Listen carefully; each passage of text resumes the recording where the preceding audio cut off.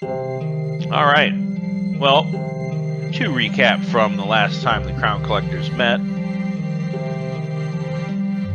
it was a interesting kind of reunion with the Hargroves. After defeating an army of the undead outside the gates of Dane, you hauled your prize of a boulet head to Sir Luther, who then paid you a handsome sum, and you got to meet his hot new girl, Lady Kethra, kind of a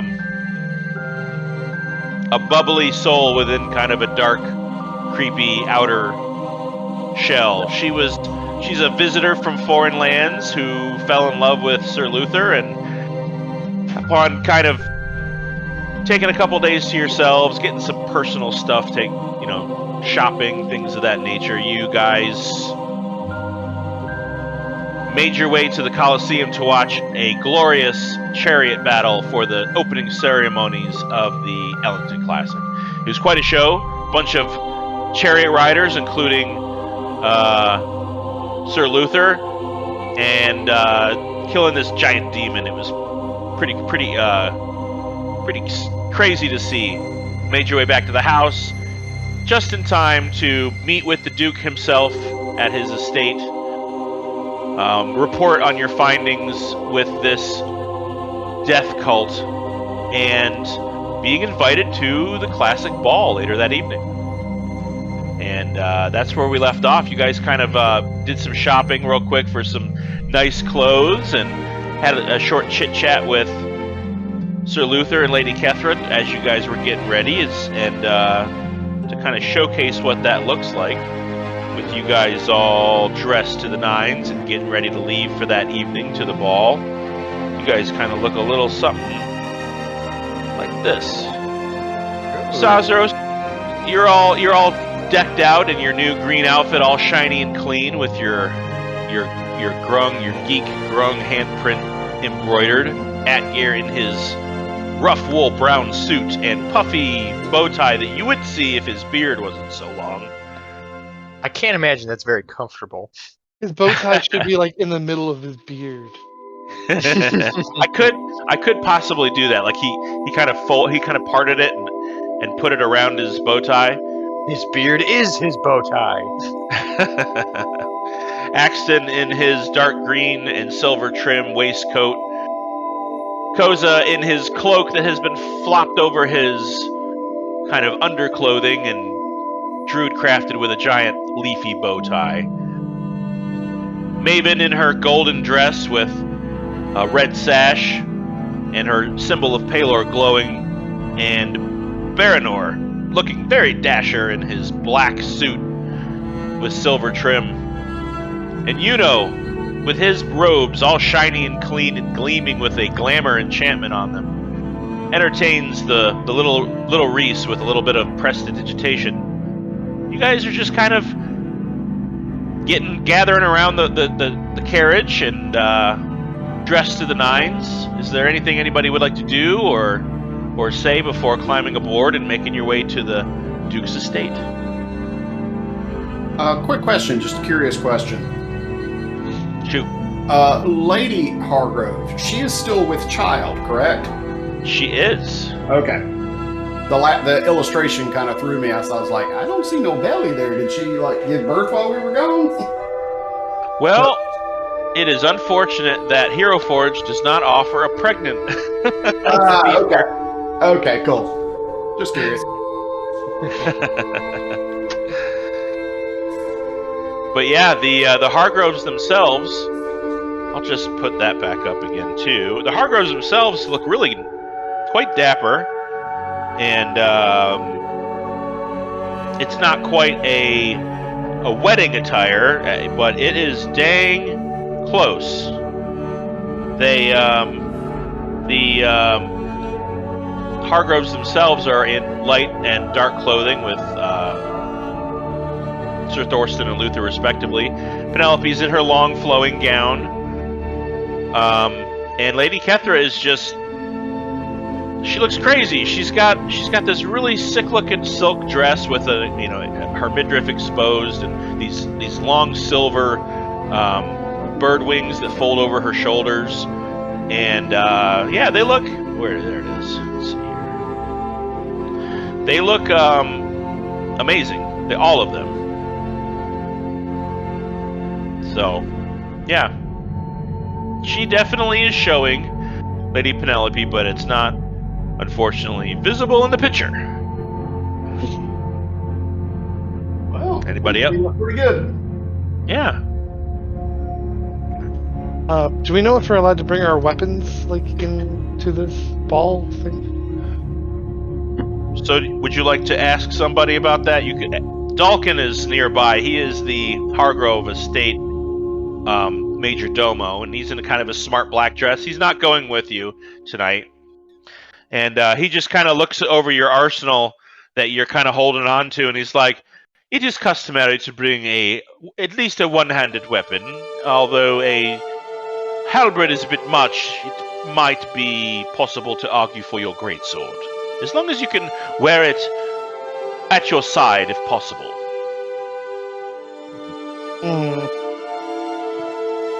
Who has the bag of holding? I think that would be... I think Yuno, maybe? I think Yuno has it.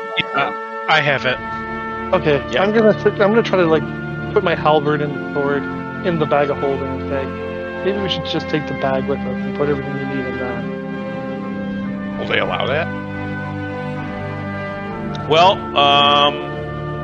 if I remember correctly, the bag of holding is sort of like the appearance of it, it's sort of a large pouch that when you guys are traveling usually gets kind of strapped to Yuno's rear leg area where he's got his book, and it's kind of out of the way usually, but it's rather big. It's about the size of like a kind of like a roll of paper towels. It's Indiana Jones. It's like it's a satchel that he carries around. About that Yeah, size. but it's about that big. It's not small. So I mean, you could definitely bring a satchel with you, but it's not. It's kind of a pouch. It's something that gets tied to the leg. It's not exactly a satchel per se, but you could. There'd be nobody to tell you couldn't. That's the feeling you get. Sure. I'll put my weapons in the bag of holding. Let's just see what happens. Okay. You see, I'm gonna roleplay for Atgear until Mike gets on board, wherever the heck he is. And he's gonna go ahead and strap his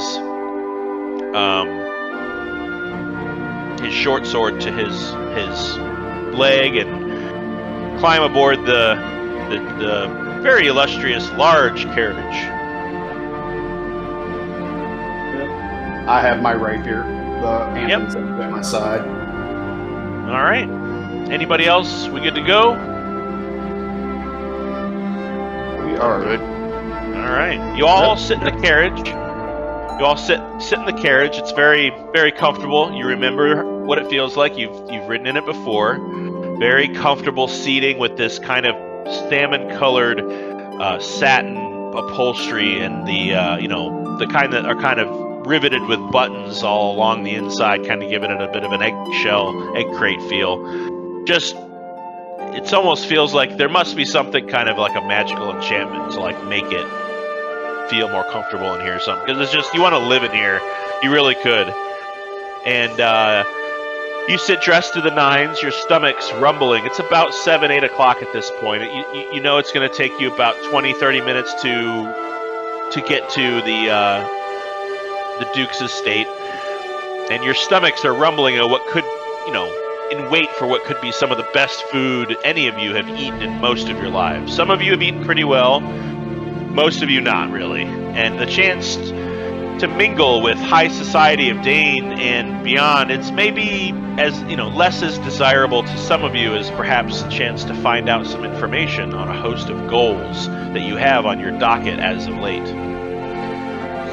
The Duke's estate, a splendid mansion on the grounds of Ellington Castle, home to the Duke and his family, and location of the classic ball, eventually comes into view. with its intricately carved marble pillars and stone busts dotting the roof of the ballroom.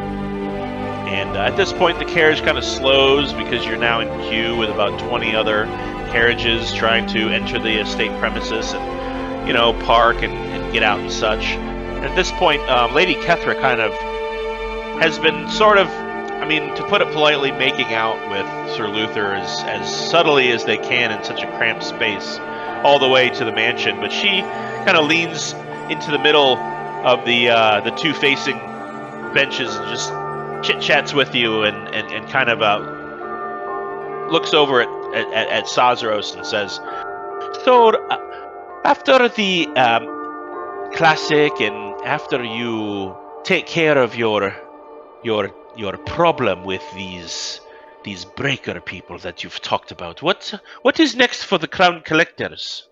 You know, that's a really good question. I have been so focused on taking care of the problem, as you said, I really haven't thought much past that. I look over towards Yuno, like, do we have any goals past the immediate? Not exploding at the moment is kind of the high priority here. Gotcha. Yes. After that, it's find magic stuff and make lots of money. Dude, like, want to remind people, there is this dragon that we were thinking about. Yes. Oh, yes. We did make a promise to the people of Rathburn. So you say the word dragon, and her her expression changes, and she just kind of looks with you in disbelief, like, "Dragon? What is this about a dragon? You're to kill a dragon." Yeah, we had heard rumors of an ancient evil kind of corrupting the area known as the Calded Styx, and we sort of promised that we would take care of it after we solved our own issue first. Yeah, she just kind of leans in with her chin on her hands, soaking in what you're saying, and she looks at Luther and she's like, "Do you think the Knights of Dane would be interested in a dragon this close to its borders?" And she's just enamored with the fact that you guys are just going to take on a dragon. She kind of seems genuinely impressed. I mean, you guys have been talking with Lady Kethra and Sir Luther over the past couple days and getting to know them, and you get the feeling like this woman has seen much of the world and yet is enamored with new stories from anybody. She is somebody that you kind of have like I'm not going to speak for any of you, but there's kind of a connection that builds over the course of the next, the last few days, where some of you might look at her and think, she looks prickly or she looks unorthodox, but it's easy for you to understand that none of that really matters when it comes to someone's personality. So it's just been a nice couple days getting to know this person and this new couple who, did spend quite a bit of time not around and with each other. But you kind of eventually wheel your way to the front of the line. You see a couple of these kind of valets open your door and assist Lady Kethra and assist Lady Penelope, and all of you eventually exit the Duke's estate, a splendid mansion on the grounds of Ellington Castle, home to the Duke and his family. It's quite a place to behold. It's a large kind of rectangular mansion that is probably in the neighborhood of quarter mile outside the main area of the castle. You gather that he doesn't actually live at the castle. It's he lives in his house behind it, and but very large place. Carriage slows to a stop. You guys help help yourselves out of the carriage. Couple of you find the trappings and etiquette of the richer folk and their customs, no doubt. It takes some getting used to. But the walkway leading up to the ballroom is lined with guards and servants, each in matching red and white uniforms, holding towels draped over an arm, holding trays of finger food and glasses of champagne. And the high double doors of the chamber, they swing open as you approach, and a white-wigged servant leans in close to you. Good evening, my lords and ladies. Would you all prefer to be announced singularly or as a group? I prefer as a group, but... How about as 2 separate groups? For certain. We shall announce the Hogwobes and the Crown Collectors, is that correct? And he's kind of talking to a couple of you. Seems very... Yes, that will be fine. Thank you. So he spins away and says, "Very good. Welcome to Corvinus Manor. Please enjoy your evening." And he shouts into the crown, "The Crown Collectors!" And you all, not everybody, turns. You step into a massive rectangular chamber, 50 feet by at least 70 feet, lined with wall-to-ceiling windows that bathe the room in the lasting orange glow of the sunset. About this time behind you, you hear the Hargroves announced, singularly per family, as in Sir Thorsten Hargrove and the Lady Penelope, and Sir Luther Hargrove, as well as his father, who also is here, are all announced as they enter the room. And the place is lined, the edges of the ballroom are lined with circular tables with people sitting at them and eating and drinking, cushioned chairs surrounding the edges, a tended bar at one end, and an orchestral ensemble at the other, playing a quaint and dignified tune directed at the center of the room, where a grand dance floor is host to dozens of couples who appear to be, while not exactly choreographed together, they do seem to be making the same movements in what could be a local or culturally significant traditional dance. Looks a lot like that.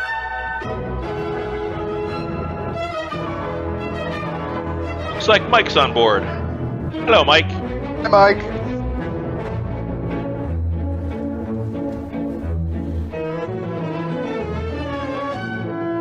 Or is he? I think we lost him. Is he? That's okay, because I'm changing the music anyway.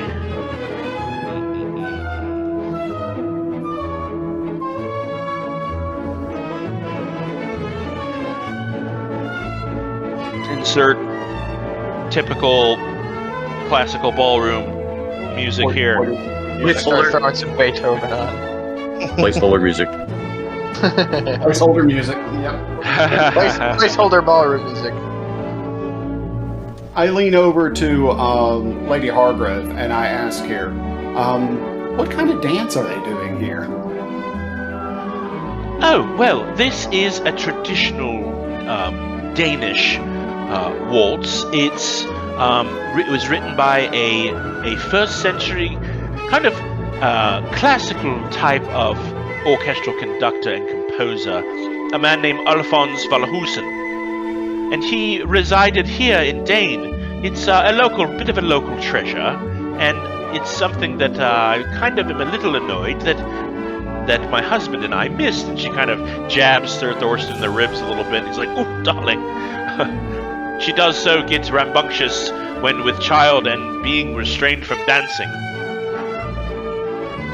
And you see Lady Kethra kind of perk up a little bit and seems also a little bit disappointed that she missed the dance.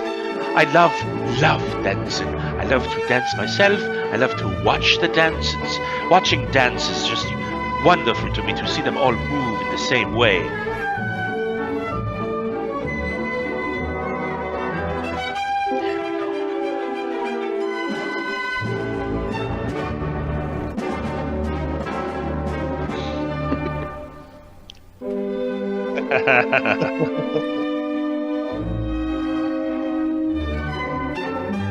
So,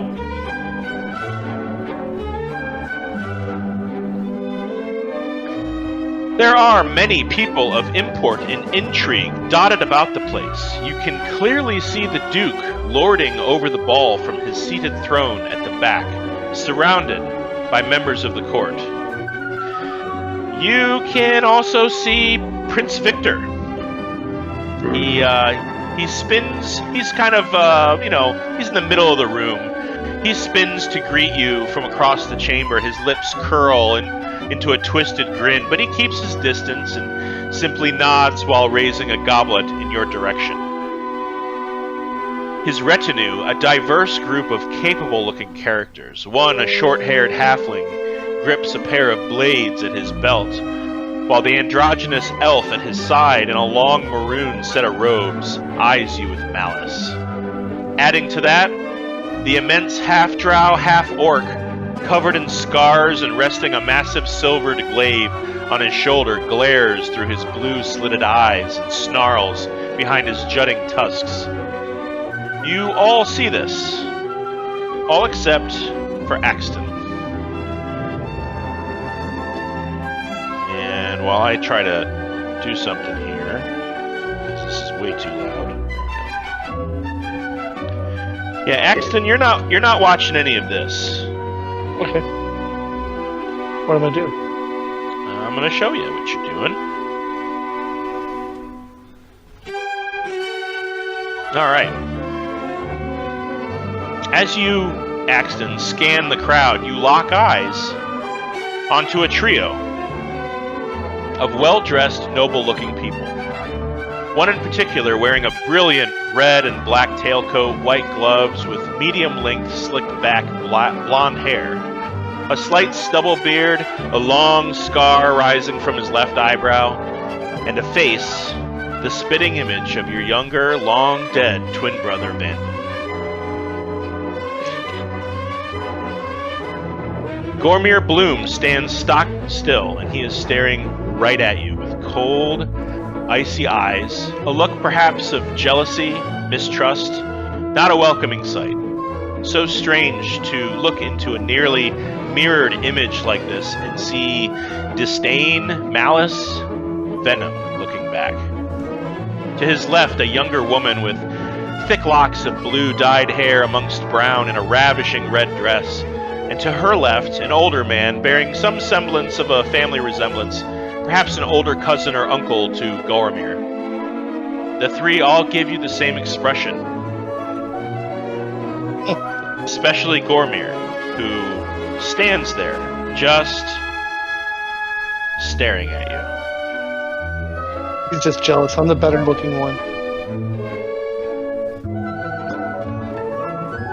I appreciate trail- the additional zoom in photo. And then the next one zooms in even closer. Enhance. You guys play games. I can do that. Oh no. Oh no, do we just spark something? I got you right here. Oh no. It's just gonna be a picture of his eyeball. Just Like just his eye. God. There you go.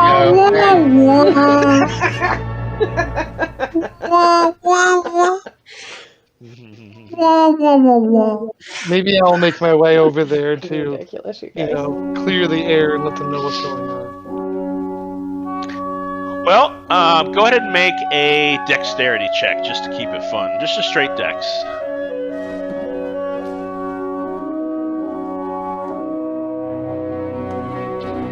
Yeah, you kind of go to move forward, and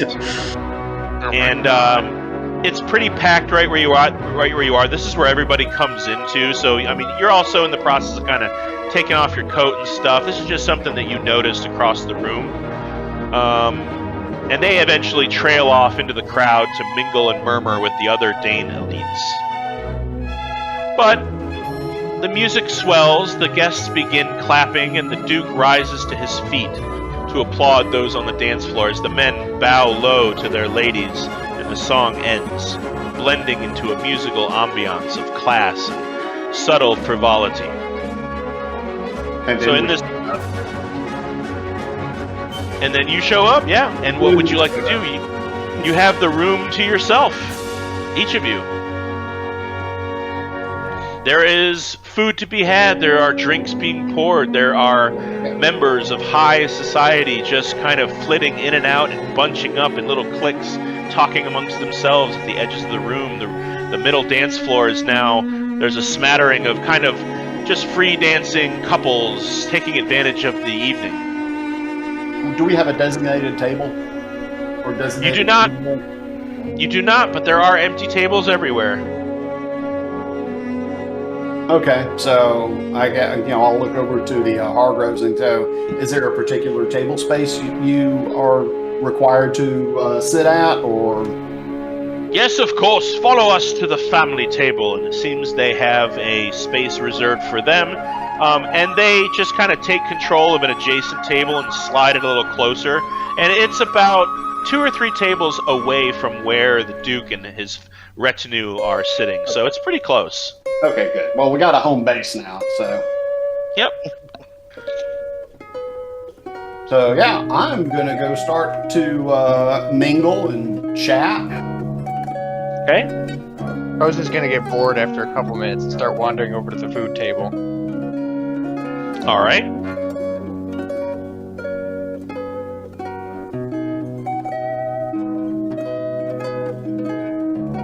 Well, eventually, I do want to make my way over to the other balloons. Okay. Like I said, I do eventually want to clear the air and let them know what's going on. All right. So, let's start with Sazero. So, does Atgir, your mouth literally is salivating at the plethora of jewelry and valuables on full display in this room. Koza, you find that the food table is being dominated by a pair of young children who... There are kids here, by the way, not a lot, but a few. And, they seem to be kind of like double dipping the broccoli in the ranch dressing and stuff, and just kind of running around the room, kind of returning to the food table every now and then. There's finger food, there's little sandwiches, there's you see kind of like a buffet kind of a deal, and then there's also a man who is bringing out tray after tray after tray of this, roast meat with vegetables on a plate that you can also take. So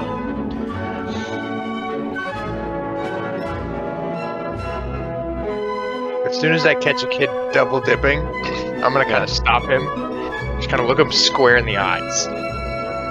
ooh. I want to see what he does first before I say anything. Make an intimidation check.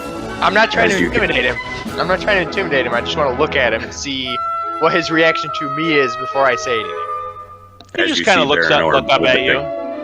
Okay, I'm going to say, hey, double dipping is one of the rudest things you could do anywhere. How would you feel if someone licked what you were eating before you ate it? Barynor immediately stops double dipping. All of us stop double dipping. We're all there double dipping. Sorry. Yeah, you kind of, you don't really notice any of this, but you just look at the kid and he just has these big, giant puppy dog eyes looking up at you. He's like, but it's easier, and you get more. I understand why. Just consider how it would affect others before you do it. And I start looking around the Okay. group too. I start giving those like mom eyes around the group. Okay, now make an intimidation check. Okay. I'll make you roll, man. Ooh, that's pretty good. Hang on, let me check the modifier. You said intimidation? Yeah. That's a 19. Wow. Yeah, he kind of shrinks a couple inches and just like, okay, I won't. And he just kind of like grabs a plate and just kind of scoops a big blob of it onto his plate and just kind of piles some, little finger food things that he'll dip into it and just sort of toddles off into the crowd and away. There you go, and I kind of pat his head. Yeah.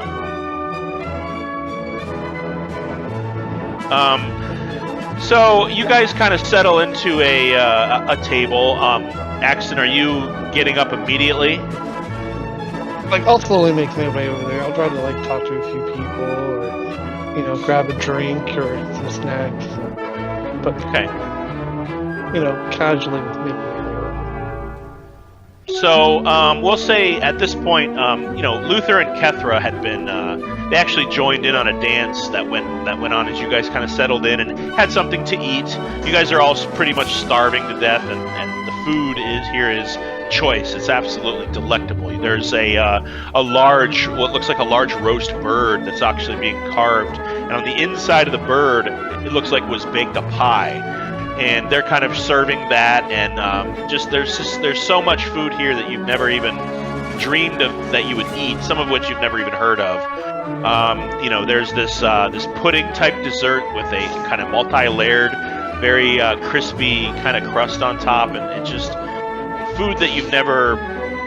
That's for rich people to have, and not for me. I'm usually eating you know, bread and stew, and it's just a wonderful reprieve from, you know, to kind of taste how the other half lives. But yeah, you kind of stand up, and Lady Kethrick, kind of fresh from a swinging number on the dance floor, she catches you by the arm. Oh, good, Mr. Axton. Your dances here are so different from the ones in my home. So vigorous. Would you be a darling and bring me a glass of wine, please? Sure. I'll make my way over there. No problem. Thank you. And she kind of grabs Luther around the arm, and they both kind of collapse into a set of chairs to just sort of rest for a moment. The bar is very wide. It's like 2 or 3 people deep at this point. There's what looks like a blue-skinned humanoid and a kind of a very stark white skin halfling, half-human, who is, they're both kind of wiping glasses and pouring whiskey and pouring wine and things like that. Passing them out. It looks like it's an open bar. Nobody's asking anybody for any money. Yeah, he gets to you. He takes your order. Some wine, please. Certainly. And as he's, you receive your glasses of wine, you turn back to kind of either scan the crowd or return. You find yourself face to face now with Gorbier Blue, hand resting on his intricate sword. You notice now, being so close, the subtle differences between your brother and his descendant. But with the resemblance being quite striking, you can understand why so many people confused you for this man. So, I'm still the better looking of us. Definitely. Yeah. Is that an internal monologue? Or can I use that? You can use that. He kind of gives you this very strange smirk. So you are him. It's a man who claims to be Axton Woodman Blue. Oh, I am Axton Woodman Blue. Been many a year since I've been around. The man out of time. We finally meet in the flesh. So, Axton, what are you playing at exactly? I'm not sure what you mean. Ah, silly me. Where are my manners? Bonsoir. I am Gormir, son of Hethos, head of House Bloom. Or at least he was. And he kind of dips his head and shakes it gently. He begins to slowly circle around you like a lion around an injured gazelle. You know, when I heard you had come here to Dane, I was suspicious of your intentions. Then I learned you intend to compete in the Classic, and voila, my curiosity is piqued. My wife, Chloe, thinks I am paranoid, but here we are. My father is dead no more than a month, leaving the glory of House Bloom and the family business to me, his only son. He rounds your back and stops a few feet in front of you, downing a glass of wine, keeping steady eye contact. And here comes a man claiming to be not only a Bloom, but the long-lost older brother of my ancestor Vanden, which if it were true, would make you heir to House Blood. It would. Isn't that right? That is right. It does go to the oldest bloom. But I have no intention. I have no intention of going back to the His hand now grips the pommel of his sword. You see him kind of grit his teeth with his fingers sweep across the sword's handle, and just then a woman sneaks in between you both. Darling, it's time for the Del Vecchio. Come along. You can play with your toys later. And he just kind of gives you a very suspicious, very, thin-slitted eyed stare as the woman in the red dress with the blue strands of hair flashes you a death glare and drags her husband, who never breaks eye contact with you. He simply stretches a malicious, subtle grin across his mouth until the two of them hit the dance floor just as the music rises to an exotic and spicy beat. I give him a little smirk. Yeah, make let's see. Would you like to make an intimidation or persuasion check? I'll Up to do you. a bit of intimidation. I'm not good at All right. either. Let's see what you have to. Ooh, yeah. You have one of those moments where they turn their head and then it pops in your head. Oh, I should have said that, but they're already gone. Too bad. At this point, well, you see somebody that you recognize. Just on the edges of the dance floor, you see a very handsome couple with an older gentleman at their side. The woman, a woman in her 40s, 50s, who is sporting a very lovely, elegant, but simplistic blue set of robes with a husband and man at her side that has very close, strong family resemblance to you. You recognize as your father. To their left, you see a much older gentleman in his late 60s, early 70s, balding of head, black tuxedo, bearing the colors of the House Cerulean, as your old butler and longtime friend, Bedford. Misty steps right out the door. Peace! He's gone. No, Yuno's gonna go up and talk to Bedford. Yep. At this moment, you see your parents. They just kind of give you a subtle nod, and you walk up to Bedford, but not before your mother just kind of wraps her arms around you. And you see your father just kind of sidle up next to you, and you just kind of look over at Bedford, who is kind of giving you that, come on, you need to say hello, and then we'll hang out later kind of a look. And your mom just gives you this big kiss on the side of your face, is like, how have you been? You look well. And your father kind of sidles up next to her. It's good to see you, son. What news from the east? I hear some very strange things. What kind of things have you been hearing? And you see your mom just immediately pull your collar down to reveal your brand. She goes, I'm talking about this, of course. And her father, your father just kind of leans in to look at it, and he goes, that does not look good. Simple misunderstanding. Indeed. That's what happens when you get mixed up with commoners. And they don't think their plan's through. And then you get branded. Yes, well, I've also heard some stories about these commoner friends of yours. It seems they've got quite a set of stones on them and can back it up with some of the escapades of late. What do you think of them? Can you trust them? As far as the gold will carry them. Well, such is the way of things when embarking on an adventuring campaign as you have chosen to do, which, from what I heard, you discovered a rather ancient relic at the bottom of a wizard's tower. Is that true? It is Dias Mordrin's fortress. Yes, that sniveling little prince takes the credit, but everyone knows who really found it,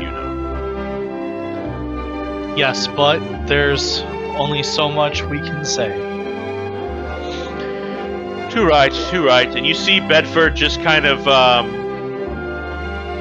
he's kind of offering a kind of a towel to you, and he just kind of puts a hand on your shoulder. He's like, "It is simply strikingly wonderful to see you, Master. How have you been?" I've been doing well, Bedford. I've missed your cooking. Have not been eating quite as well as I would have liked. Well, you must visit the apartment that your parents have rented for the Classic. It's quite well replete with everything we brought with us, as well as those special steaks that you'd like me to make for you. You must invite your friends at some point in the coming weeks. I definitely think that can be arranged. You just kind of spend the next kind of 10-15 minutes just sort of pointing out people from where you're standing. Your mother and father are, they're pretty keen on learning what you've been up to and how it's been going.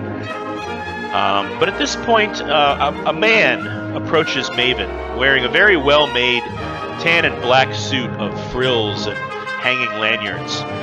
He wears a full face mask of white porcelain and carries a stiletto dagger in his belt.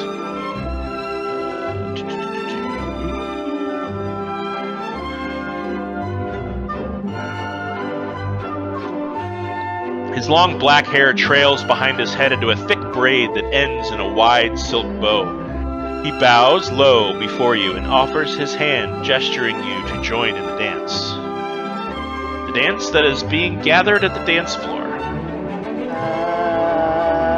I look around aimlessly and then I'm like, okay. Yeah, who, me? Me? Me? Yeah. Oh, okay. Okay. Okay. I'm gonna follow him on to the dance floor.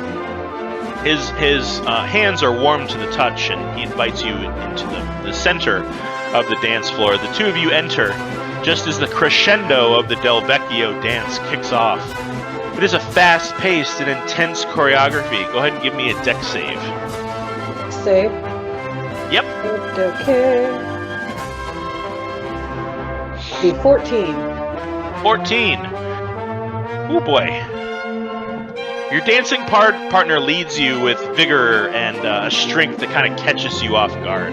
With each swing of his waist, you try to follow with a flourish of your own, keeping pace, but you're struggling to match the movements. The music grows in intensity and tempo, faster and faster. Go ahead and make another dex save. Okay, that's better. Dirty 20. Ooh.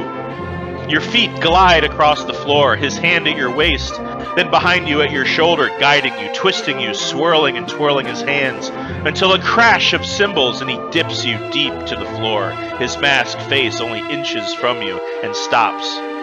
And the room erupts into applause and cheers as you, nearly out of breath, staring into his deep brown eyes behind the mask, you look out, you notice that everyone had stopped to watch the two of you.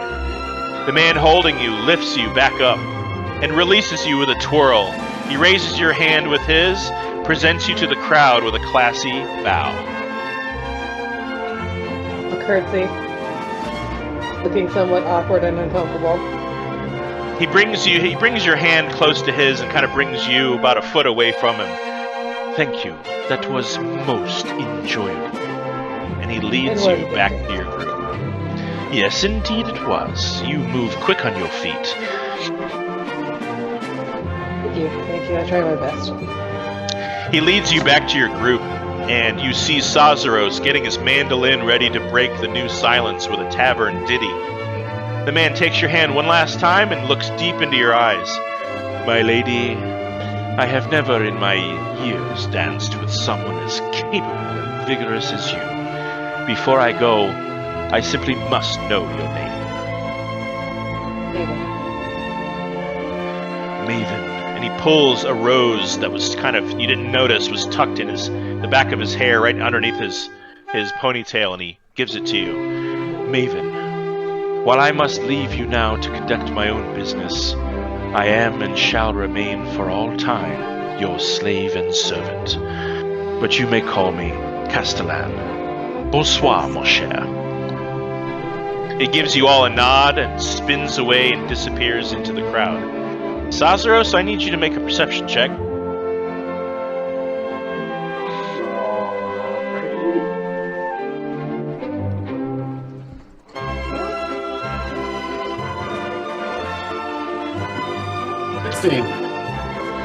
This man in a porcelain mask, coupled with the name Castellan, you instantly recognize the name Castellan as a name that you saw posted on the sword fighting tournament as you were signing your name. Yes. And you remember recognizing that name but not remembering why. Now the fact that you're seeing his porcelain mask and the name Castellan, you definitely now recognize this as one of the card players that threw you out of a window. Another of those card players being that of a large Goliath dagger-wielding fighter known as Tor. Oh, shit. Accompanied by a small halfling wizard in a red coat that you know has been gunning for since the Brackenshire fiasco. All members of the Breakers. Oh, no. And with a 15, is that what you got? 16. With a 16 perception, he has disappeared into the crowd, and you have no idea where he went. Oh, All right. Are any of my party nearby? Yeah. Yeah. Barynor's looking very confused at all of the recognition. Yeah. Barynor's there, Maven is there, Koza's nearby, but he's just kind of, right now he's kind of druid crafting for children in the room. Okay. I kind of lean over towards Maven since she already danced with him, and is like, your new dance partner is actually one of the Breakers. Oh. Awesome. I recognize that voice from Brackenshire. Okay. Fun. Yep. Yeah. You're not going to be doing anything about this right now, so. Let's just keep it in our proverbial pockets that we know they're here. Okay. Keep an eye out. And I'm willing to bet they know we're here. Yeah. Obviously. Barynor will keep a Nope, go ahead. Barynor will keep a restraining hand on Atkir's shoulder. Make sure he doesn't do anything dumb. Yeah, what happened to Mike? Have ever done anything to... Oh, yeah. Yeah. You here? Yeah, well, he was briefly, and then he's gone. So I'm gonna be nice to Mike, and I'm gonna have him make a couple of rolls on, because he wants to pickpocket some people for sure. It'd be great if you could steal Bloom's sword from him. Do you want him to try? I would like to, no. yeah. He got a natural 20. Ooh! Is one good roll, and he didn't even roll it. Now I'm gonna have him also roll stealth. Okay, that man. Oh no. That doesn't sound good. Well, the first one, the green one, is what I rolled for his sleight of hand, but the right one is what I rolled for his stealth. And yeah, you guys can just go ahead. He was just taking it to polish it, honestly.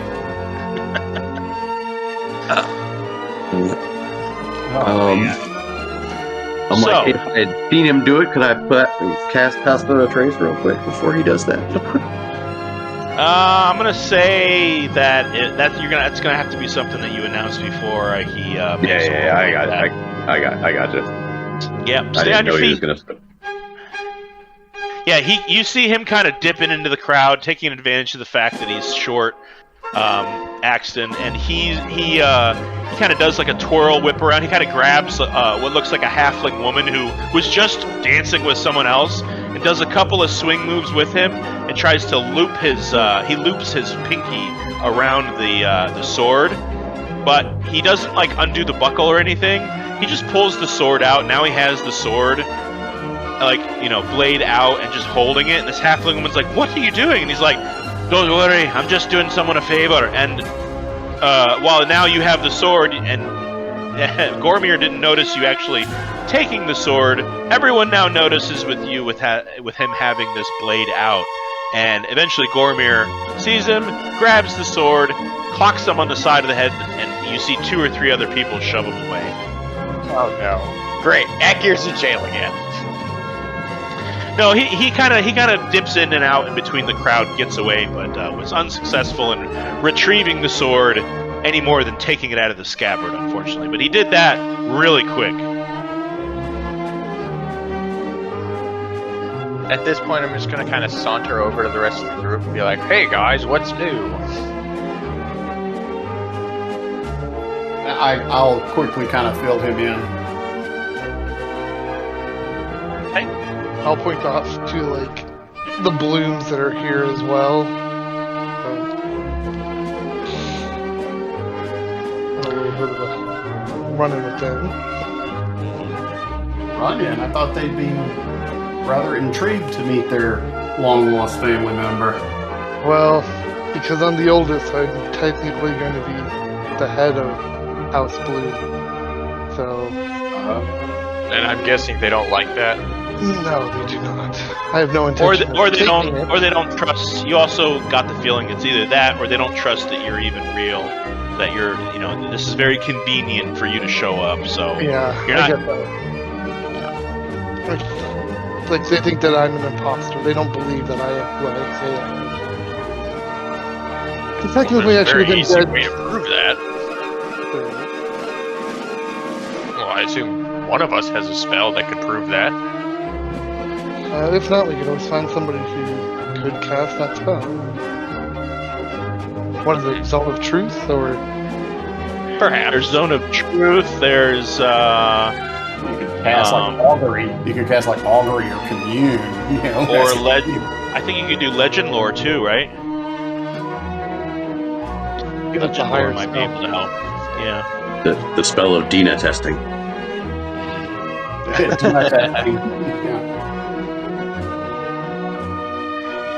Barynor, at some point you're approached by what looks like a young tabaxi woman. She's got kind of black fur with veins of gold, kind of like stripes running through her fur. She's got very deep golden eyes. She's in what looks like kind of a Middle Eastern kind of golden orange silk kind of veil with a mask over her. Kind of right where her nose is, with dangling with little glittery jewels and gold baubles, and she's just kind of dressed this way. And she's a bit taller than you, but she insists on sharing a dance. I will follow. Follow. I don't know, lead. Is she insisted on leading? Is that the better question? She's just insisting on a dance. It's up to you. I will graciously give her a little half bow and lead her out onto the dance floor. Yeah, she takes your hand. It's not a particularly fast-paced piece. It is not a traditional dance. Just a song is playing, and everyone seems to be doing their own movements. And you're extremely experienced in dance history. Go ahead and make a performance check. Oh God, performance, not dex. Oh boy. Nope. I Okay. think Corey would hang me if this wasn't a performance check. Oh. Yeah, you step on her feet a couple of times, and you bump into a couple of people between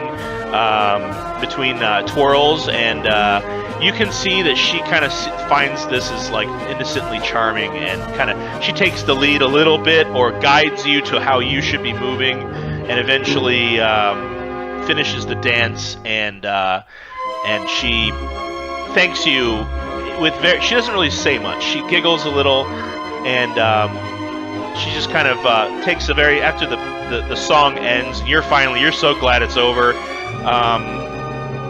She kind of takes your hand and does a curtsy, and as she leaves, she palms you a slip of paper and disappears. As she leaves, before she leaves, I will apologize for I'm a little rusty, but I will move back to the group before checking out the piece of paper. Yeah, you open it up and it just says the dustbin with the dustbin regards Shen. The dustbin regards Shen. Is there a dustbin around that I need to look for? Is that what the... You are not from Dane. You have never heard of such a place or such a thing. You do know that a dustbin is a garbage can. Yes, I do. And naively, I will look around for a dustbin. Just kind of glance, not search for. You do not see any garbage cans, but what you do see, go ahead and give me a perception check with advantage. Alright. Using your eyes isn't hard. Yeah. Sure. I mean, you see waiters and valets and attendees and aides picking up garbage and carrying it away. You don't actually see anybody throwing anything out. That's not the type of place this is. This is a very refined, upper class, upper crusty, all your needs are met, kind of an ordeal. One of our group has been to Dane before, correct? Oh yeah. Who's been to Dane? That would be Yuno. Like him down. Is he chit-chatting with his parents still? Oh yeah. Yep. You walk up to him and he immediately begins kind of introducing you to his parents, and I'm going to write Ken something real quick. Sure. Lovely to meet lovely to meet you. Yuno's quite the man. Why, thank you. We are quite proud of his escapades, regardless of what the Imperial elite likes to propagate. Well, I can tell you that the Imperials are completely false in that regard. That Yuno is quite the adventurer and far better than I'm sure the rumor is. Well, thank you for saying that, young man. You seem quite capable yourself. I try. But when it comes to the intelligence, I pale in comparison.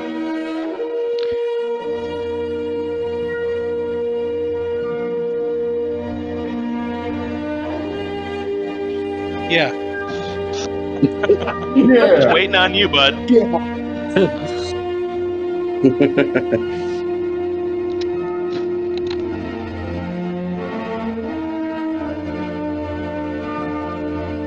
Wait on me for what?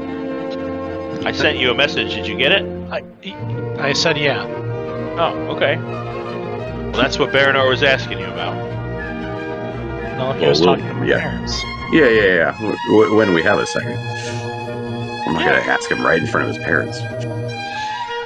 I will respectfully wait until the conversation with his parents is done before asking him. Okay, so I'll say, you notice Barynor kind of waiting in the wings of your conversation and sort of beckoning you over. Okay. What's up? You've been to Dane, obviously, and out of the group, you probably know the situation the best. And I'll show him the note from Shen. The Dustbin's a pub on the east side of town. I've never been there, but I know it's over that way. All right. Thank you.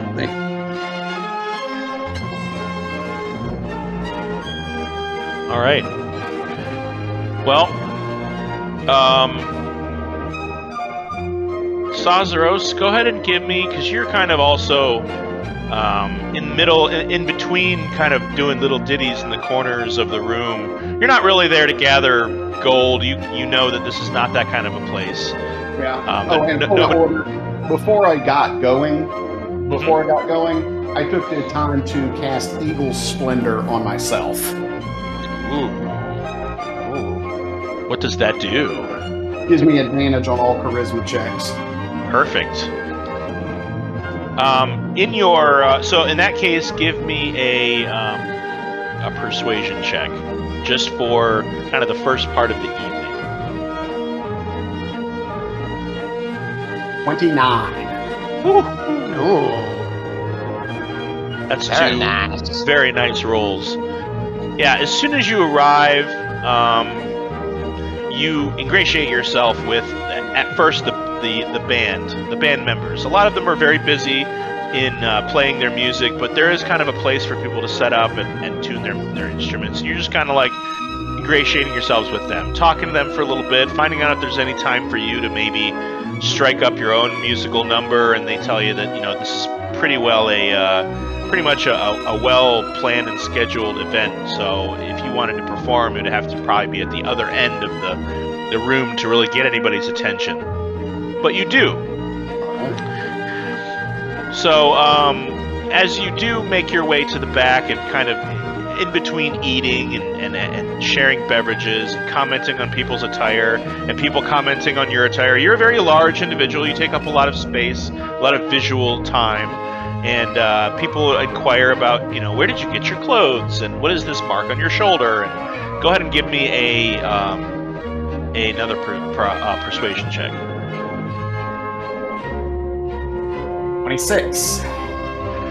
26. Halfway through the night, in talking to other bards who are you've actually kind of struck together a small minstrel band at the far end of the room where it's easier for people to hear you.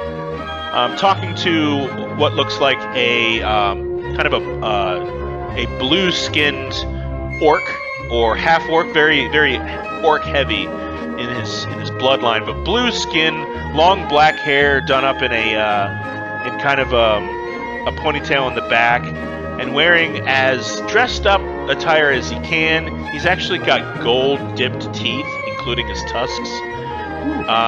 And he is playing what appears to be a set of bagpipes, and he tells you that he is part of what is going to be the after-party entertainment. And he doesn't really tell you much more than that. But what he does tell you is that he knows, he has heard through the grapevine that a band of thieves intend on taking something from the Duke at some point during the Ellington Classic. Possibly even tonight. That is good to know. That's what you get with a 26. Mm-hmm. Damn it. It's after party. Think I could maybe sit in? He offers you a front row seat at best. Oh, hey. Just to be let in the door by you guys would be thrill enough. Cool. He lets you know where it's going to be. It's going to be in a different part of the mansion, a smaller room. Kind of not the elite show up there, but the Duke does have kind of a connection to not the underworld per se, but definitely ties to black market, and kind of allows certain members of society to kind of keep the dance going and keep the mood going well after the ball has ended, and now you're invited. He didn't specifically state anybody else, but definitely you. Okay. You think I could maybe bring a friend? He just kind of at the point where you ask that, he just kind of turns away and gives a shrug, and it's left a bit ambiguous as he kind of mingles into the crowd and kind of grabs a plate of food and starts digging into it. Okay.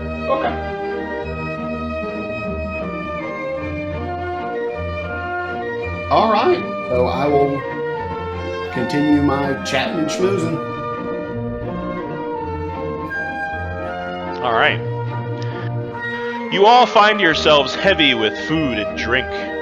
Some of you more than others, as Atgeir has found himself downing tankards of ale with a table of rowdy halflings Some of you bandy about the dance floor, others man the side tables, enjoying a session of people watching, and rather boisterous and drunkenly Prince Victor stumbles into view, followed by a few guards and his entourage. Victor reaches for someone else's flute of wine and attempts to drink it, but splashes most of it across his chest, and he giggles to himself and teeters towards Yuno. Alright, Yuno. Victor squares himself away a few feet away from you. Ah, there he is, Yuno, second son of the illustrious and powerful House Cerulean.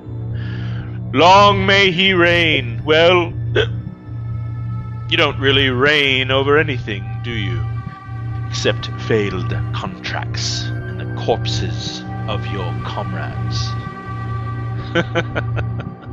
Tell me, Yuno, truly, have you told these new partners of yours what happened to the last group of saps you hired to escort you through a dungeon, eh? No, I didn't tell them that a certain someone who has to rely on their family's skill and not his own had to get involved in a situation. How is your sister, by the way? Charlotte is fine, as I told you earlier. Did you tell these people how you led them into the Farachi ruin and then left them to die at the hands of bandits and murderers, while you fled to the safety of the Needle? You see, my poor adventurers, that's what you have to look forward to should the Ellington Classic or any other form of danger prove too much for the prodigal son of House Cerulean. The last thing you'll see before death takes you is the heels of this gutless coward, leaving you to die. And he sneers and downs another glass of wine. Well, anything clever to say from the prodigal son? And he just spitting wine at this point. He's about 1.5 feet away from you. Yuno's going to cast Prestidigitation and make the air in front of him smell better, and he's going to make the prince see him cast Prestidigitation to basically say, your breath stinks, get out of my way. A deadly silence spreads across the crowd. By the way, he's too drunk to notice that you did that, otherwise he might have tried to counterspell you. And the air around you smells much better. A nearby woman gasps and drops a bottle of wine in her glass on the floor with a crash. For the first time, you see the prince's mask of civility and noble resolve slip a bit. A red rage boils behind his eyes, and he curls his lips into a restrained, dog-like snarl. You know, shall we take this further? He raises his hands, and the shattered glass of the nearby wine flute and bottle float into the air towards him. The shards rotate in midair in front of him, and his gang surrounds him, clutching their weapons like this. Shall we see which of us is truly the better man? And just then, Gormir Bloom slowly backs his way into view, stepping between your group and the prince's. He gently and quietly draws his sword, gives it a twirl, keeping it low but ready. Looking right at Axton, he grins. Very good, Master Bloom. Well, what do you think, Yuno? Shall we have it out? Right here, right now. Finally, have it out. His eyes flash, and just as he sends the shards rocketing towards you, Yuno does nothing. The shards fly through the air about a foot from above his head down towards you, and you hear, "Enough!" A booming voice enters the room. Enough! And the half-elf beside the prince quickly waves her hand, and the shards turn to feathers, drifting harmlessly to the floor. You snap a gaze from Victor to the source of the voice and find the crowd parting ways for a newly arrived couple.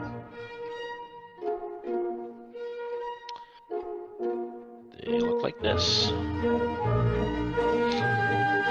Taller than Victor, but bearing a family resemblance, the man has short black hair streaked with gray, held in place by a thick platinum circlet with a full, strong mustache that trails down past the lips to his chin. His clothes are similar in style to Victor's, but lighter in tone and color. He is accompanied by a beautiful woman with red hair, tan skin, gorgeous green evening gown, and a braided silver circlet of her own. The man stomps into the room just as the usher races to announce them. The heir apparent and commander of His Majesty's army, Crown Prince Hector Savarine Valzef.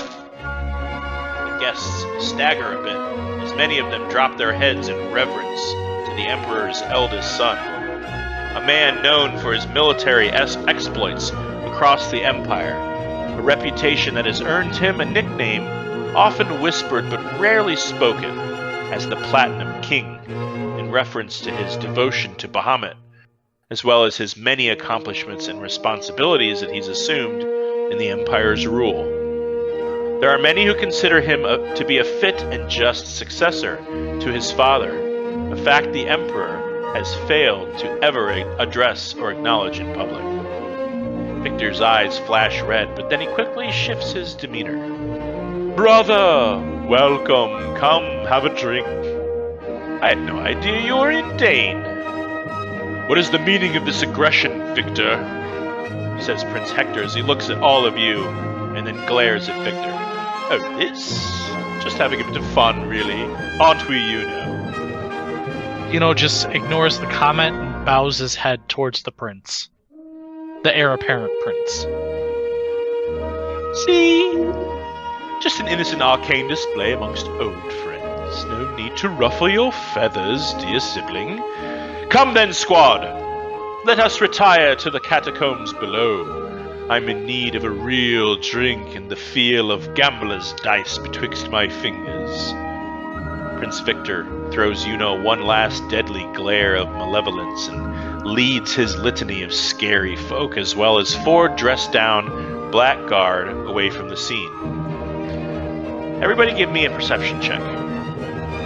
Everybody. Because at this point, everybody's watching this. I am rolling super low tonight. Same. I got 10. That's a 14 for me. Wow. Barynor, and not good for Valandiir. So, Barynor and Barynor being your ranger, you're just kind of you're so uncomfortable here for the most part that you are having trouble not scanning the crowd constantly. So you see this, and Sazros, you're very tall. You see this as well. As they leave, as the prince and his retinue leave, you notice about 20 people scattered and interspersed in the crowd that break away and join their prince, having been hiding and waiting, guarding the prince from the shadows, some of which step out from behind you all. They divide the packed ballroom and make way for Victor to depart for the back of the hall and disappear around a corner. Gormir shrugs and begrudgingly sheaths his gleaming sword, gives a lasting stare at Axton, mutters the words, "Another time, then," looks you all over one more time, and wanders away to his family amongst the crowd. Prince Hector breathes a sigh of relief. Ah, that boy will be my ruin, I swear to the Platinum Dragon. My apologies for his arrogance. It's good to see you again, Master It's been quite some time. It has been far too long, my prince. I hear you run aground the Inquisitors, is that true? It is an unfortunate situation that will hopefully be resolved very shortly. I am confident in the Empire's wisdom and justice. Yes, well, Tolstag does love his petty torments. I'm sure you'll take care of this business with these thieves you're hunting. But should the time come, I'll vouch for you. You're a good man, you know, and your friends seem to have kept you alive in these last few months. Well, They have been a great addition, and they've been very helpful in my efforts to secure new treasures for the Empire. yes, I heard that rod that you found brought the demon that all the boys fought at the beginning of today's festivities. It's quite a powerful artifact, you know. I know there are people who think it was my brother who found it, but those of us in the know, good job. Well, thank you. And Please, it's all of glory you. Go ahead. No, I'm not going to interrupt the prince. He's the only one vouching for me at this point. He just says, please, all of you, enjoy your evening. He gives you all a somewhat reluctant nod of respect or regret, not sure which, as the Duke approaches and grabs the prince's hand, pulling him in for a full, strong hug, welcoming he and his wife as they mingle into the crowd and join the head table to enjoy the rest of the night's revelry.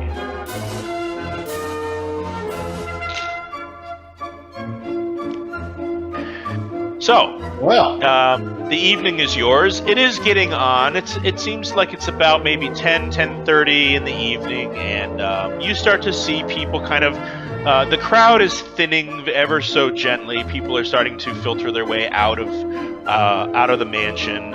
Especially the older folk seem to have had their fill of high society and wish to retire.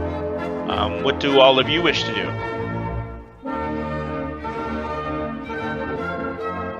I'm going- well, what time frame was the after party taking place? Later than this? Later than this, probably in about probably the next hour and a half, closer to midnight. Okay. So Maven has accepted my invitation. She'll kind of come as my +1 for physical backup as well as maybe her disarming good looks. Oh, thank Right you. on. Okay. Anybody else? I'm gonna try to scan the crowd for that Castellan guy. See if I Make a find him perception again. check. Make a perception with advantage because you're super tall. Like, you're really tall.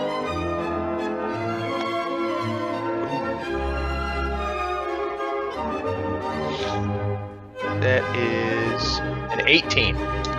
18. Not too shabby. You don't see him anywhere. Wow. Okay. Would I be able to recognize anybody else? Besides anybody that, like, I've already seen? Well, that's a pretty broad question, but I'll say this. With an 18, you definitely notice that there is a plethora of people at this gathering that you have never seen before. You see a dark-skinned, rotund man with a wide, like, really kind of Dr. Robotnik or Eggman from Sonic kind of mustache, black frizzy hair. He wears a large turban that wraps around his head and it's dangling with baubles and jewels. He's currently lording over a group of young people who are listening to him regale them with tales of his life on the sea. You also see what looks like a lizard folk who is wrapped in pink and purple silks and gold jewels dangle from his fingers. He's carrying a long, curved, Saracen-like sword and is just kind of listening to what looks like a elf with dark brown hair, just kind of drunkenly leaning on his shoulder and telling him something in Elvish that neither one of them, I mean, he doesn't even understand what he's saying. He's looking rather annoyed. Elites from all walks of life. There are people in all kinds of colored cloaks and silks, and it's just a plethora of people that you have no idea who any of these people are because you are a tree-hugging hippie druid.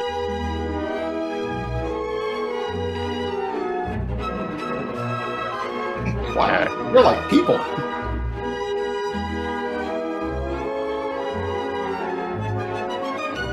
That's what you see with an 18.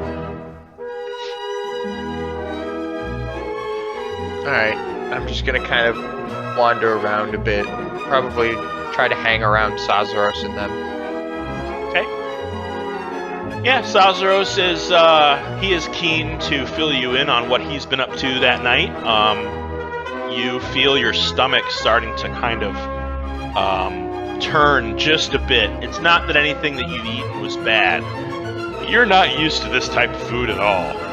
And it's sort of a little trying on your digestive tract. Oh boy. Meanwhile, at Taco Bell. Yeah. So, Barry,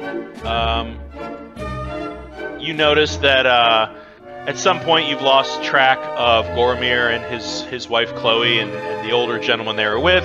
It seems they may have departed on their own and you just never really noticed. Maven, Barynor, anything you guys want to do? I'm going to wander about the crowd, kind of, socialize and whatnot, but also keep an eye out for the breakers and see what they're up to. Yeah, go ahead and make an investigation check.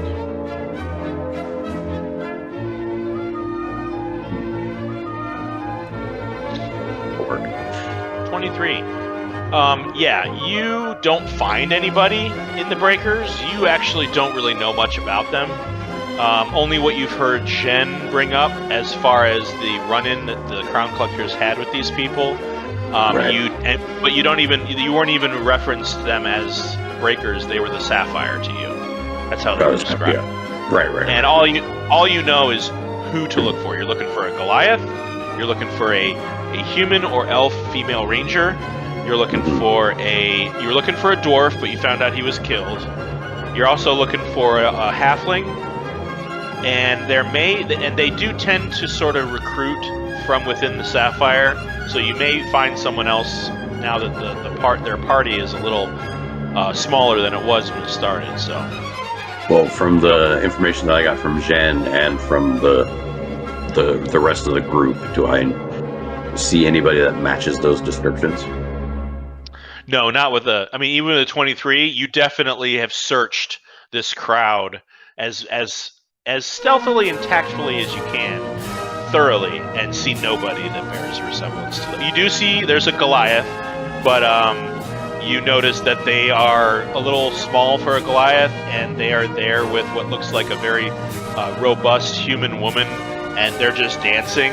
And I could say at this point you could confer with Sazaros, and he's seen Tor, and this is not Tor. So your investigation is complete. Did Sazaros share the information about the possible theft with the rest of the group, or? Of course. Mm-hmm. Okay. Barynor has a sneaky suspicion that it's probably going to be that group, so that's why he was keeping an eye out. But yeah, Barynor sees nothing within this room. All right. Just a bunch of people having a good time. Yeah. He will still uneasy with the surroundings. He'll go and go to the appetizer table here. The what? the food table. The appetizer table. The appetizer. The what do they call them? Anytizers at one of these chain restaurants. Yeah, you get your spinach dip and spinach and artichoke dip and jalapeno poppers and pizza rolls and stuff. It's good. It's good stuff.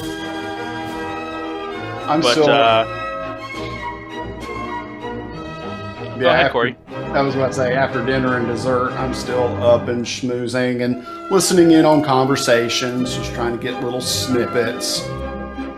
Okay, why don't you go ahead and give me a persuasion check as well?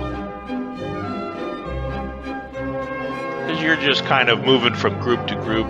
Everybody, by the way, at this point, I'd say good 70% of the audience or the attendees now knows Sazaros. He has ingratiated himself with pretty much everybody at the party, even to just say hello. A 24 persuasion, that gets you pretty deep into the crowd as far as people knowing who you are. You actually meet somebody who knows your family, even though your family lives far away. And you kind of spend a few minutes chit-chatting with them, and you know, and next time you're in town, you should come say hello and blah blah blah blah, that kind of stuff. But any mention of the Breakers is either met with ignorance, as if they don't know who that is at all, they've never heard of them, or the only thing I've heard really is that they're from Brackenshire and I wouldn't mess with them. They're kind of, everybody's heard of the Sapphire, but the Breakers is a little more deep lore, you know. Gotcha. And as far as you know, nobody knows anything about any of them being in town at all. Okay. Any scuttlebutt about, you know, the Prince or Barynor Bloom, you know, anything like that that we can use? Well, yeah, you inquire about the Blooms, you inquire about the Prince, you know, and you learn that Prince Victor is a okay, I got you, Steph, I got your message. She's keeping an eye out for anything suspicious. Yeah, you learn that the Prince Victor is kind of the more public of the three siblings. There's the oldest Prince Hector, followed by Princess Charlotte, and who, they're not twins, but they're like Irish twins. They were born like, you know, 10, 11 months apart.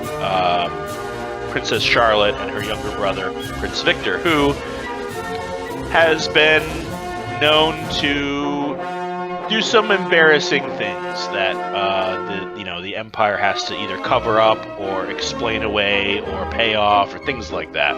Not many, but enough where he enjoys his position, sometimes to his own detriment and to the image of the imperial son and things like that.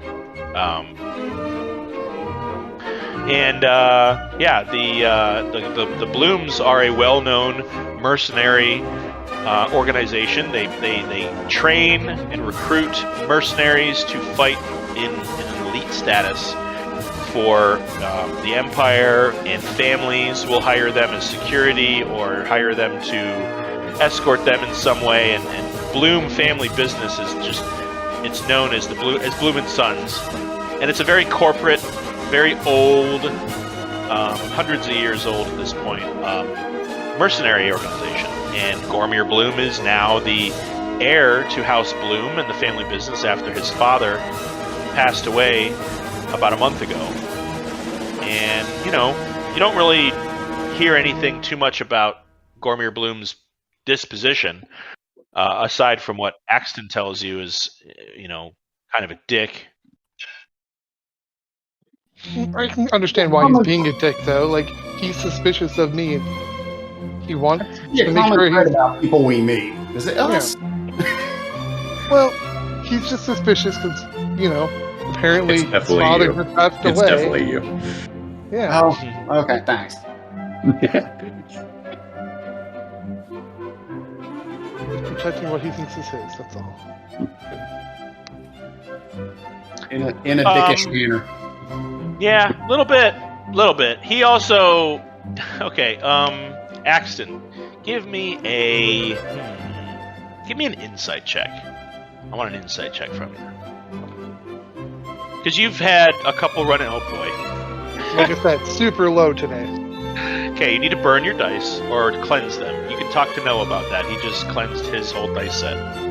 Can you cleanse digital dice? Well, you can cleanse your computer. Maybe that'll help.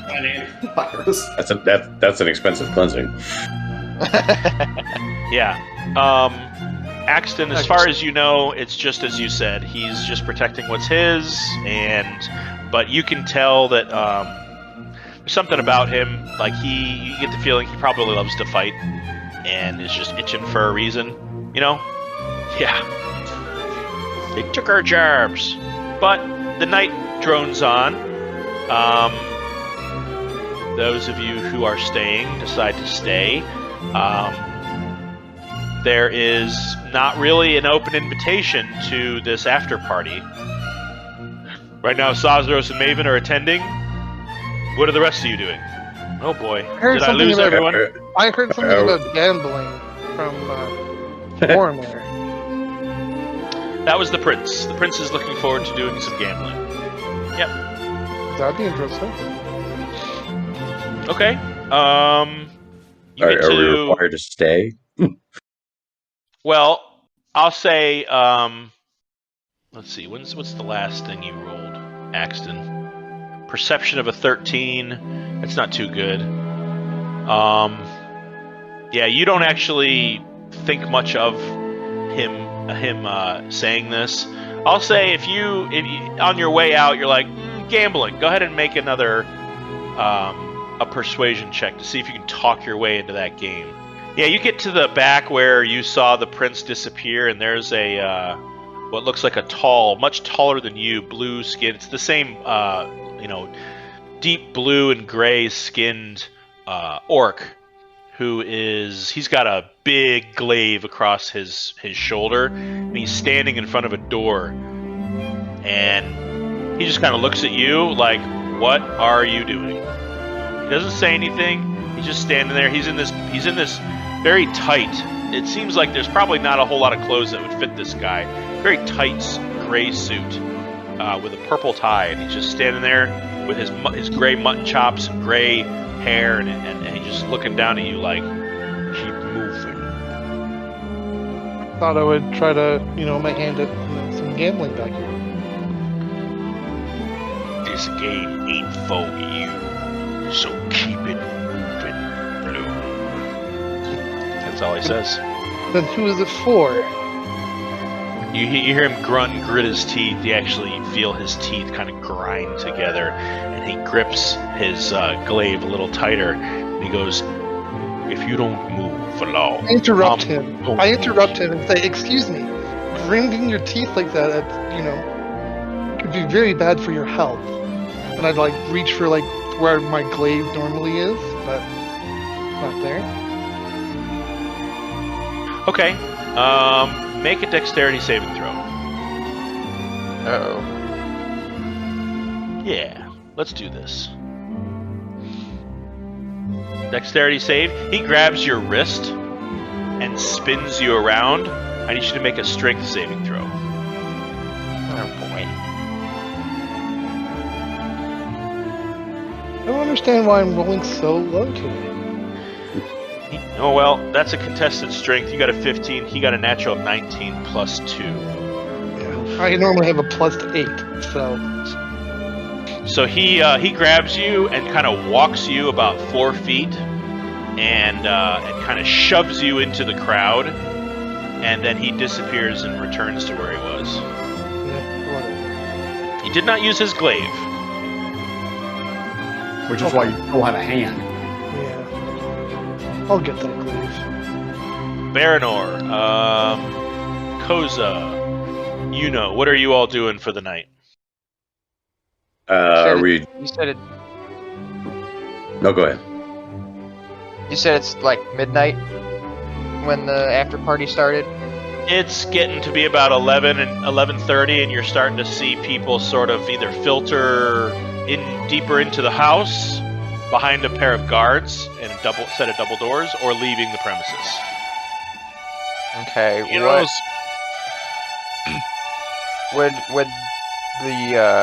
Would the library be open, or no?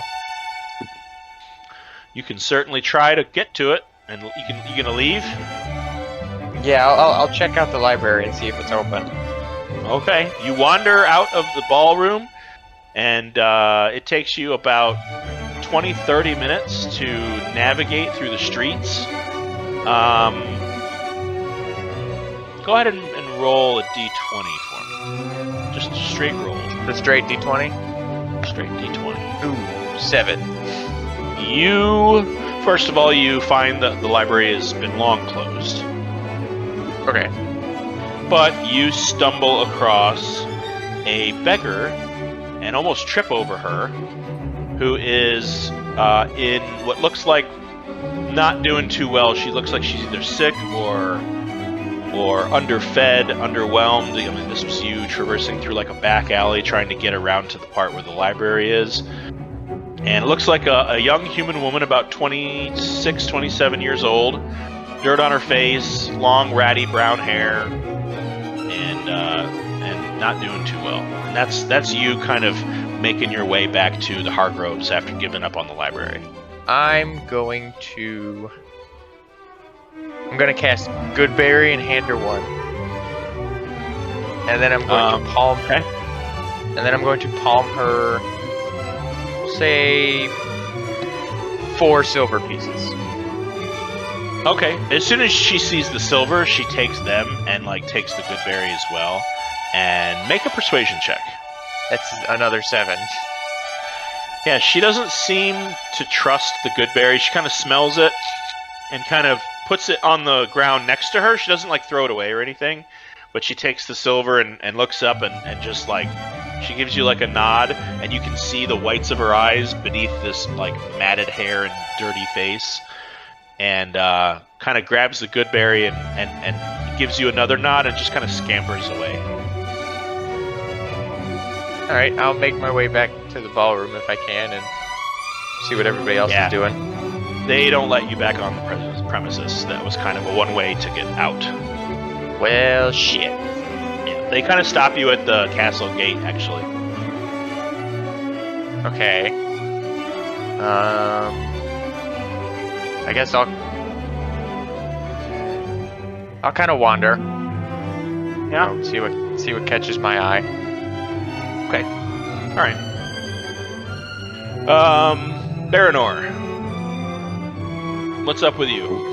With that 23 that I was looking around for investigation, did I see the Tabaxi anywhere? No. She has fled or disappeared. You did see her kind of bouncing in between couples and talking to people. It seems like perhaps she wasn't a secret messenger. She was talking to people. She just had to. She had a message to pass on to you. And before you had the courage to kind of walk up to her, it wasn't very long after your dance. She has gone. Okay. Well, then if I'm not required to stay, what are the Hargroves doing, by the way? The Hargroves are getting ready to leave. They Penelope is long since ready to be taken home. She's tired. She is with child. Sir Luther and Lady Kethra have been on and off the dance floor and exchanging, kiss here, kiss there, and just enamored with each other. And they've actually you didn't see them leave out the front door, but they're not around right now. And I'll say before the night ends, they both show up. And Sir Hargrove's hair is a little tousled, as is Lady Kethra's. There's a unfamiliar glow to Lady Kethra's face and kind of skin. They both seem to be giggling a little extra than they were before, and eventually they kind of make they're ready to leave, and they are your ride. Okay.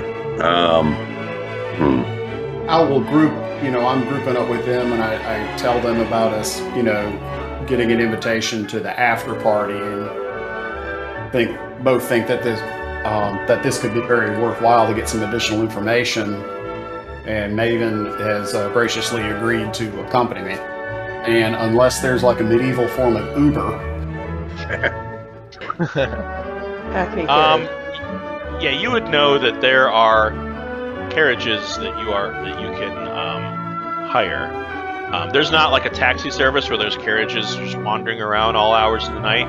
right. But you would, being you are cultured in high society, that you would know that there are services that the mansion staff can summon for you if need be. Okay, cool. All right. Well, the after party. Okay. Oh no, go ahead. No, I was going to say in that case, I would leave with them, but then in the travel back to their estate. Ask them also if they know where the any further directions to the dustbin are, and then once we make it to their estate, make my way there. But Okay. then we can carry on with the after party for now. We don't have to dig All right right. into that. The after party is in a small, comparably small to the ballroom, but still quite a large room, probably like a 2,000 square foot room. And it is, you see, there are some of the people that were at the main party, and some people that you didn't quite see. And Sazros, you did meet quite a few people during your time, and you recognize these as not being any of them. The prince is not in attendance, neither is the crown prince Hector. They are not here. But you do see the blue-skinned orc, and the sort of the master of ceremonies of this gives a very, very brief speech, announcing, welcome to the after party. Please keep your delicacies and your preferences to a minimum as much as possible, and do not damage anything. He's speaking a little more, I want to say, a little more broadly and a little more plainly. He's not quite as polite and Highfalutin. etiquette. Yeah, highfalutin as you would expect from somebody upstairs. You did descend into a kind of a basement. There are people gambling. There are cards. There's dice being thrown, and you see 4 individuals stepping to a stage, and they do not look like your typical minstrel bardic group. The blue-skinned orc stands to the right, and you see a smaller man, what looks like perhaps a dark-haired, pale dwarf in a rather rough-looking, almost like a pirate's long coat. He grabs a very unique-looking lute with red colors and angular lines, and out steps from the shadows. You see what looks like a Balor, a small Balor, but a demon, a Balor, and it is not the same one from the opening ceremonies. It almost looks like its genetics have been altered and it's more humanoid than you'd expect. And from behind, and he grabs another kind of lute. His wings kind of expand, and you see everyone kind of and he just kind of looks at everyone, his eyes glowing, and he just kind of grips his lute and plays these 4 thick, heavy strings on his lute, and this very low brong. And you see the blue-skinned orc grab this pair of bagpipes and start to blow into them, and they start to really tune themselves up as the dwarf steps forward, and a green-skinned, 4-armed female humanoid sits behind what looks like a elaborate set of drums. Is Max Rebo on keyboards? Not quite. But Okay. you see, Hey, he survived, okay? That's right, he did.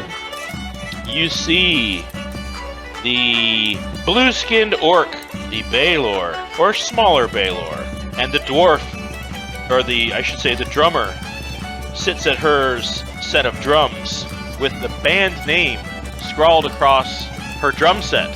The dwarf stands and shouts into the microphone, "I am Zane Bloodhammer, and we are your entertainment for tonight and for the team battle in the Colosseum. We are Bloodface." And they start playing a Celtic version of a heavy metal. They start playing a ditty. So mad that I'm not there. This is like my whole jam, and I am not there.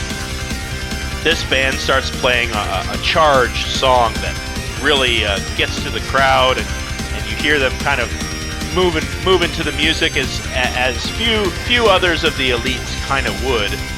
And you have your kind of run of the place, Sazaros and Maven. I will say this, in the spirit of brevity, that you, in your attempts to ingratiate yourself even further into the kind of the underground to try to get information about the breakers, I will give you the following information that you learn. All right. Okay. It's not easy for you to attempt. I'm not going to quite make you roll just because you've been rolling persuasion all night, and you're at a point now where you're getting to be able to talk to people. So what you find out is that Castellan is most definitely in town. You know this because you saw him, but you do know that he is in town on a job. You know that what he is stealing is like they were doing in Brackenshire. They are stealing Imperial heirlooms. And you actually learn that he is here and found his way in somehow.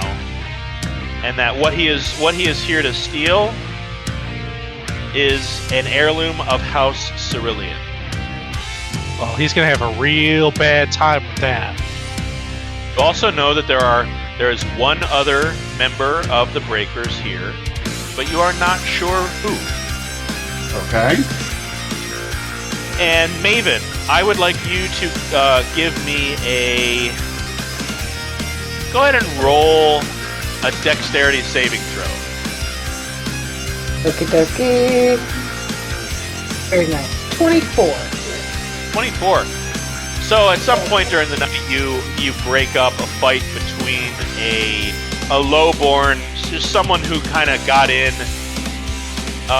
to this party, but not necessarily the ball, and an upper crusty, kind of stuffed shirt, younger heir to some lesser house, young man who, feels his nuts and beats his chest at this lowborn guy, and the two of them start to scuffle, and you kind of break it up and kind of glare at them both, and they at first don't really pay you much attention, try to move around you. The strength of your arms tighten around their wrists, and you kind of subdue them in sort of a wrist lock and toss them in different directions. Love it. Ow, ow, ow, ow. What did I tell you about being nice to each other? That's right. Now you put in your corners until you can be quite nice. Gosh, you can't be nice to each other. Just leave each other alone.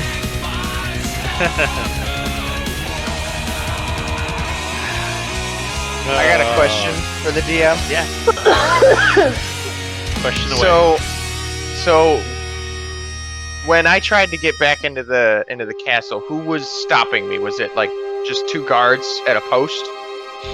Yep. Absolutely. Okay. He's just sitting outside the gates waiting for the carriage to come by. Well, I'm going to try to dip into like a corner where they can't see me, and use my wild shape to turn into a rat.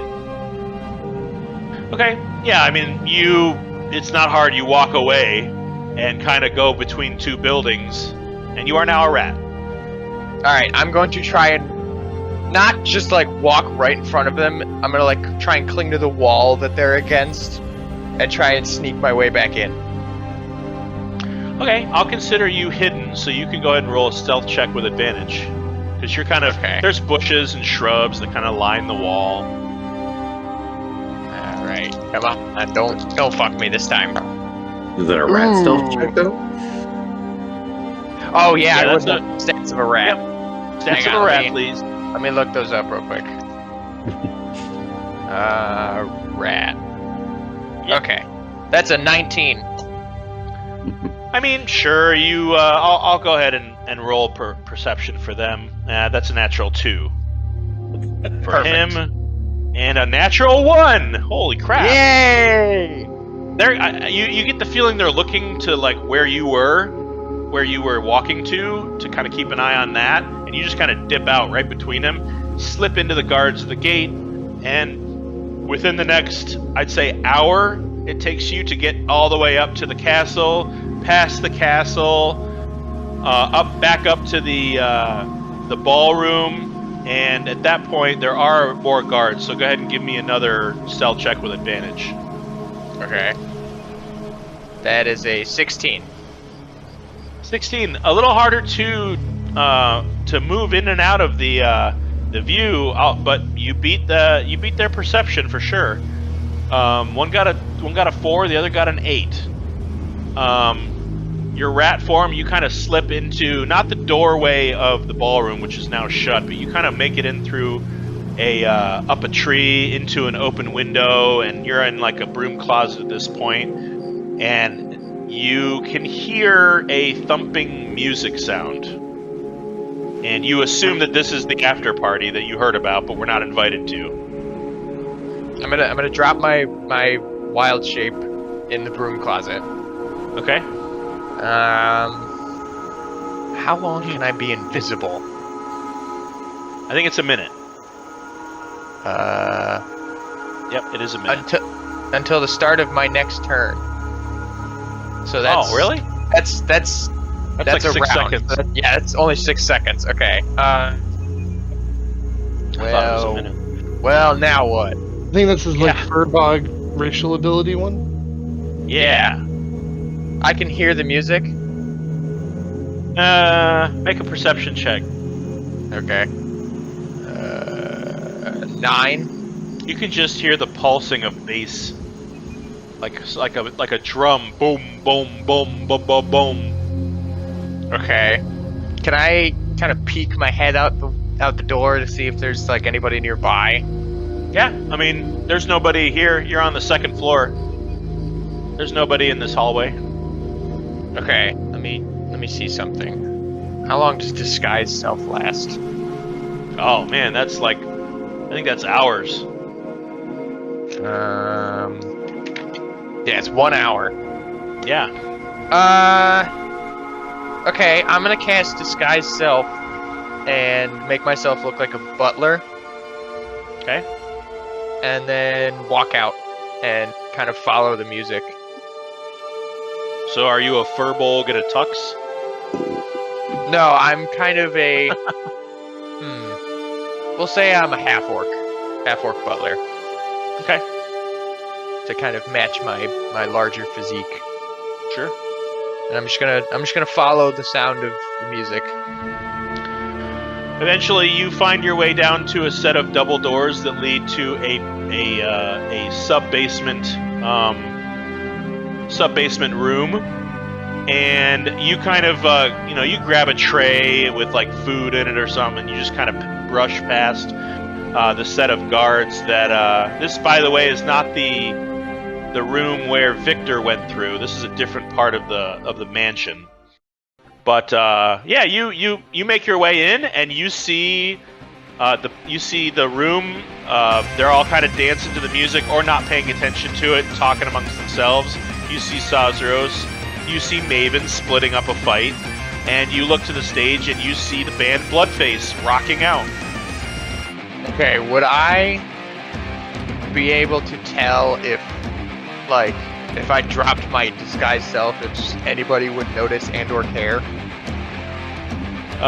Well, first of all, yeah, people would see you for sure. It's not a big room. And make an insight check. 12. It'd be fine. Oh, okay. I'm going to try to squeeze.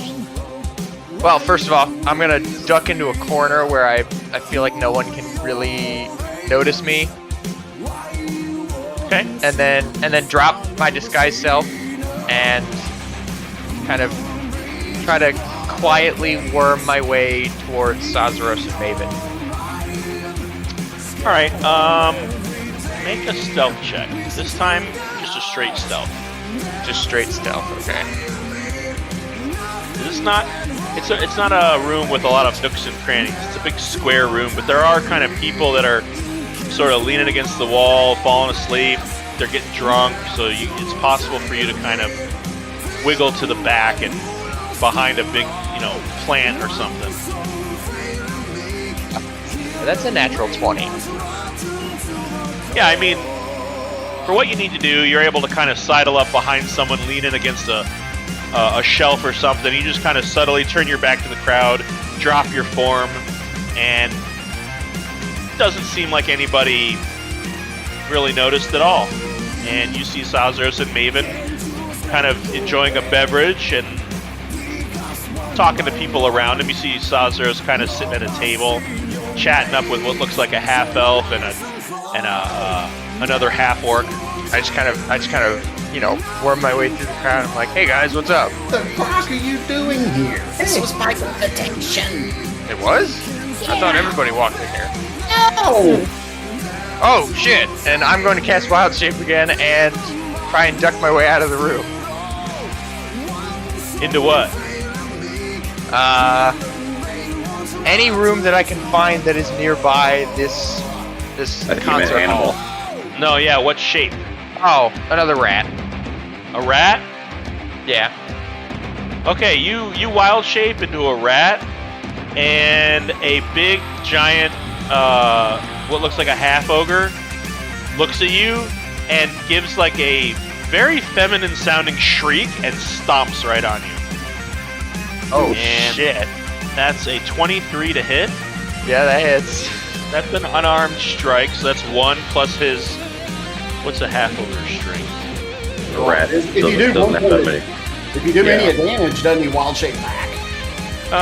It depends Yes. on if I beat his hit points, because I already hit him. Pretty sure a rat only has 1 hit point. Yeah, a rat only has 1 hit point, so I'm Wild Shape. That's 4 points of damage. He stomps on you, and you find yourself prone on the ground. You find yourself prone on the ground under the foot of a half-orc who looks at you with extreme confusion and then looks at his... over from the rapid change in size. I mean, nah, not quite knocked over, but definitely like his foot raises about 3 feet in the air, and he looks back and he kind of looks at you, and he looks at his drink, kind of throws his glass on the floor and stumbles away. He's really drunk. Person I've never met before. Okay, I'm gonna kind of get up, brush myself off, and try to stealthily worm my way out of the crowd. Really, I mean this lovingly and with every ounce of respect. You are as subtle as a flaming trebuchet. Listen, man, I'm kind of out of my element right now. This isn't usually what I do. I just wanted to jam out with my friends, you know? But I get it. I'll get out of your guys' hair. I'll try not to cause any more trouble. And I'm gonna... You don't notice... I'll just say this, Kozin. You notice that nobody's giving you any weird looks other than the fact that you just turned into a rat and then apparated back into yourself underneath the heel of an ogre. But nobody's like, hey, he's not supposed to be here. Like, there's people here and everybody's kind of partying and talking and drinking. And that's kind of all you notice. But if this place is... Big guy, it doesn't look like you're causing too much of a problem right now. Why don't you just kind of hang out over there and, just kind of keep an eye on things. Be our backup, okay? Alright, that sounds fine. And I kind of worm my way to the back of the crowd. You see another furbolg. They are just as big as you. They have kind of white-gray skin. You don't recognize them or any of their clothing or anything like that to know like where they come from or who they are or anything. And they just kind of sidle up, and he just kind of gives you a look like he's very drunk, but not as drunk as the half-ogre.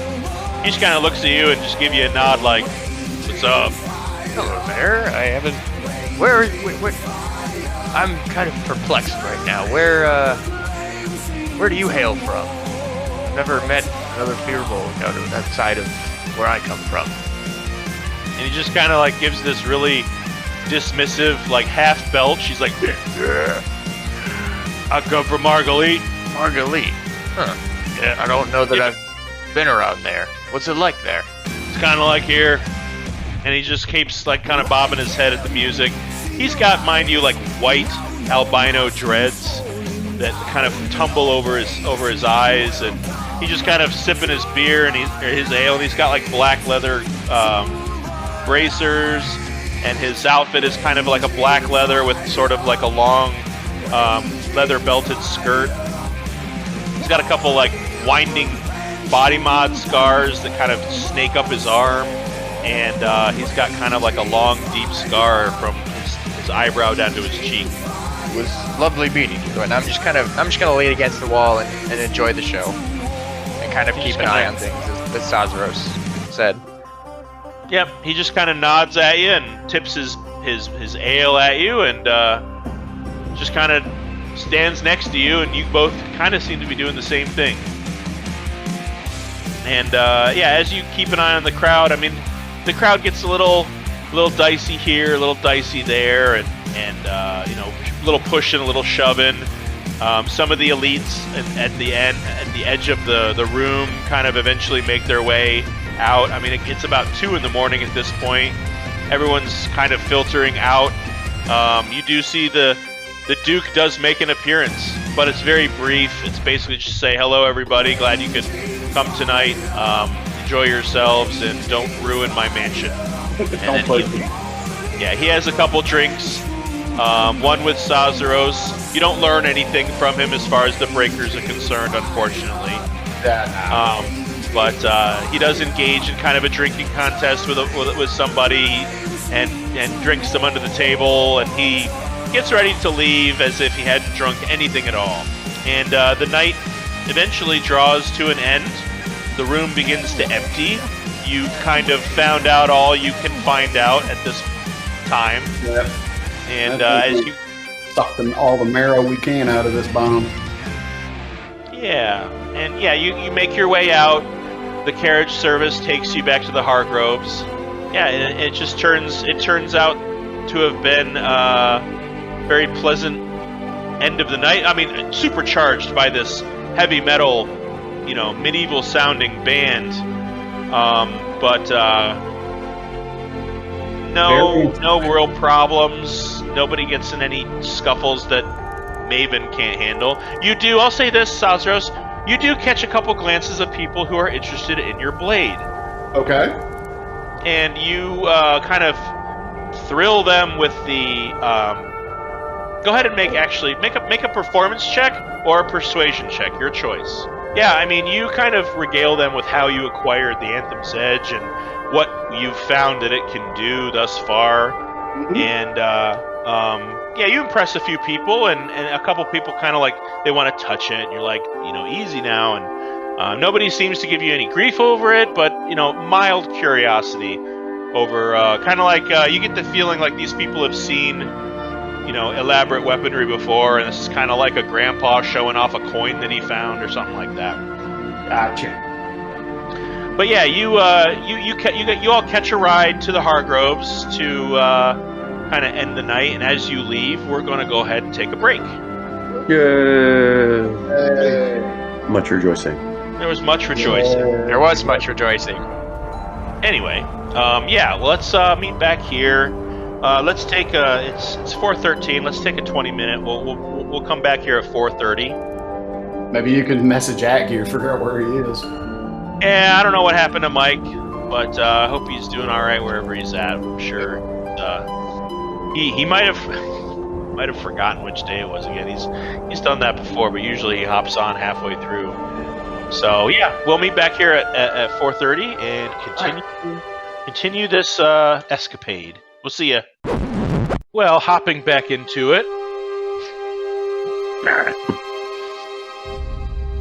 As we left off, the Crown Collectors had enjoyed an evening of frivolity and amongst different levels of society, both high and low.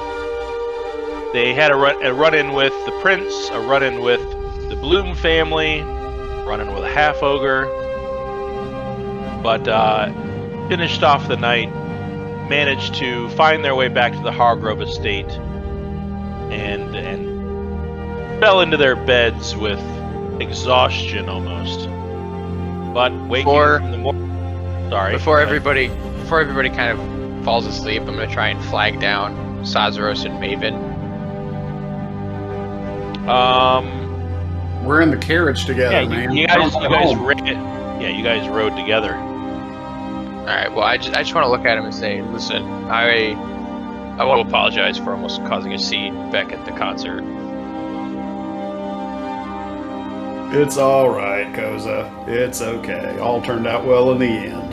That's fine. Yeah. Well, it was almost really, really bad, and I kind of feel like that all could have been avoided if, I just asked. So. It's okay. It's all good. All right. Well.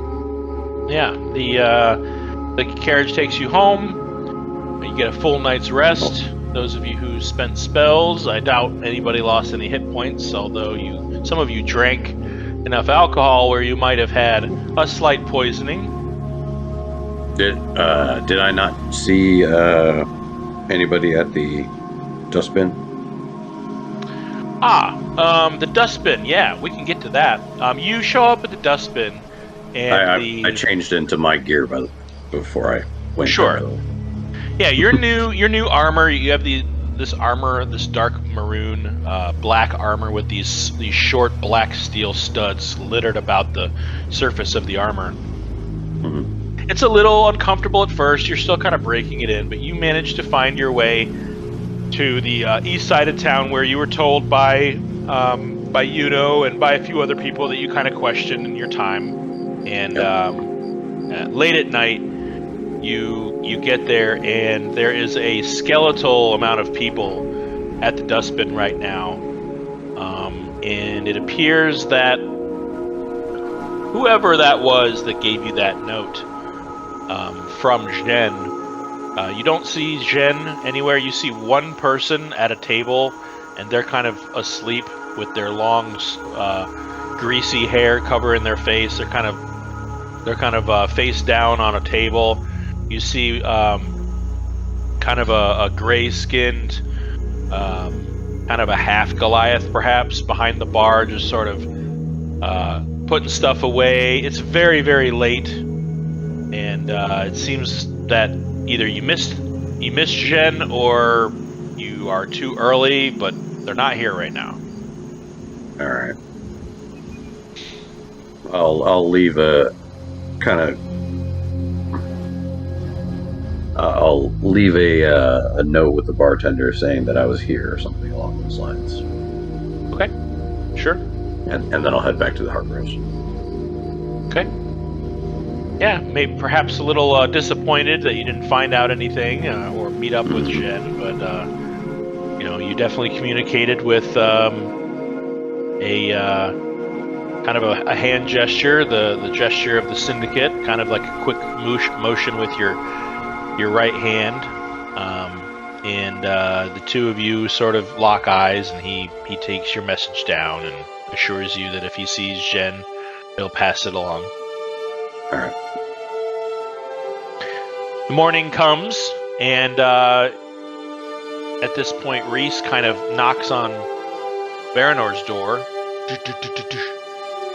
Mr. Barynor, today's the day. Today's the day. Today's the day. Let's go. Yep, and you open the door and you see that Reese is in a kind of a green tunic with a green pointed hat with a red feather in it. He's wearing green shoes, and he's got like a little short bow with a kind of a wood stick with a couple feathers sticking out of the back of it. Luna's gonna go out and lick his face. Yeah, he kind of like holds Luna's face at bay a little bit, but she's pretty strong, and she just kind of wipes his face clean. You see Lady Penelope kind of trailing up behind her with a hand on her belly. He's been talking about your archery contest today for the past week. He's simply excited to watch you perform.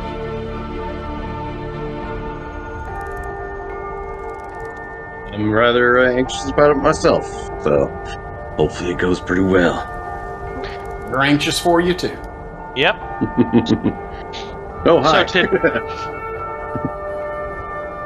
Today is the day of the archery contest. You guys do know within your schedule that at the morning to the afternoon is going to be the archery contest, and you are required to report to the archery tent at 9 a.m., which is only about a half an hour away, to submit your fee and perform your test trials. I'll check my sundial watch and see what time it is and go. Yeah. You're inside, so there's no shadow. I know, joking. Anyways, are we all going to go as a group, though? I asked the group. Yeah, I'll join. Yeah, sure. Go around, scout the crowd, learn new things, meet new people. Before we take off, Yuno's going to cast Alarm as a ritual and activate his ward. Your bedroom is now very secure, and about 10 minutes after you leave, you hear a dingle, dingle, dingle in your ear. Also keep an eye out for a certain other... Oh, you're looking for who? No, I'm talking to our group, saying that while they are there, they should keep an eye out for a certain other.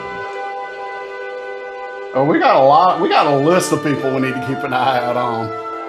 Yeah. Well, the more nefarious type is what I'm saying. Again, that doesn't narrow the list down much. You know, you're right. You're right. Well, the carriage sits waiting for you to bring you to the archery range if you wish to board it, or you can make your way there yourself. I will board the carriage. Okay. Oh, yeah. And, Ride in style. You will hear, like I said, 10 minutes later, you hear a dingle in your ear and find that housing staff has entered your room. Don't forget the men on the pillow. Oh yeah, they remember mint on the pillow. They change your sheets. They leave a bottle of water on the kitchen, on the side table, and everything. Ooh. Bottle of water. So, Barynor, you're brought to the you and Axton and anybody else who wishes to join on the trek down to the archery range. You.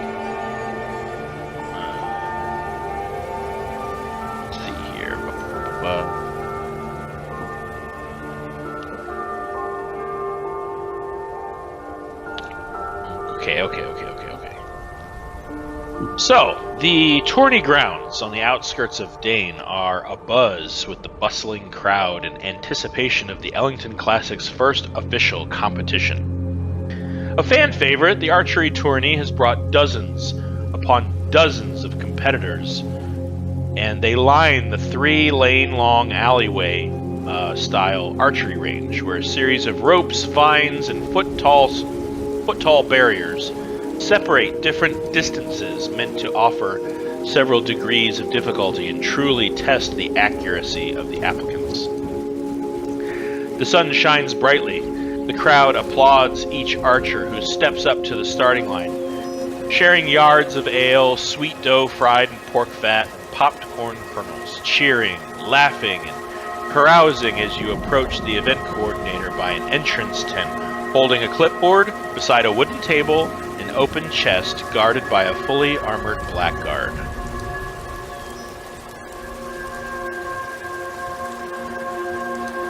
Yes, I'm here to compete. Yes. Do you have your fee? I do. I already paid, by the way. All right. Well, you would be paying now. Well, yeah. I'm saying I've deducted it from my thing already. Very good. And what is the name? Barynor Skyshade. Barynor Skyshade. And from where do you hail, or from where do you wish to list your origin? That's a great question. the map.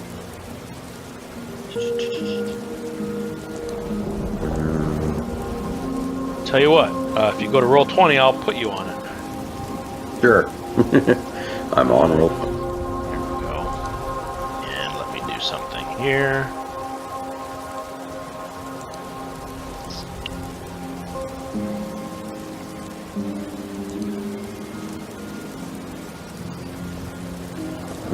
There you go.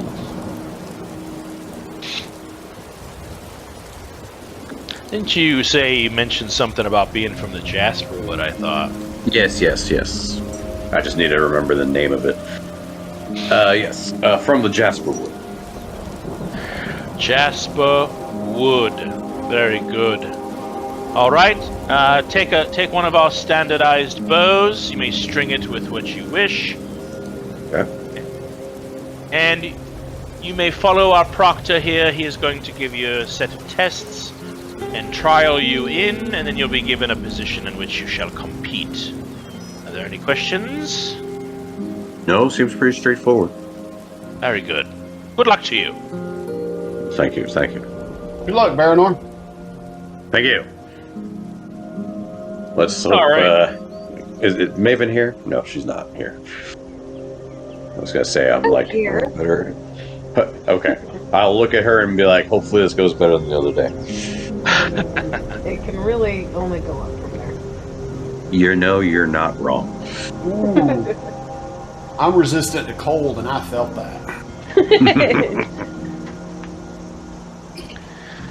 All right, well. Officially starting the archery contest. I'm going to have you step up to, and let's just give you a quick visual on what that looks like. There are a number of people kind of lining the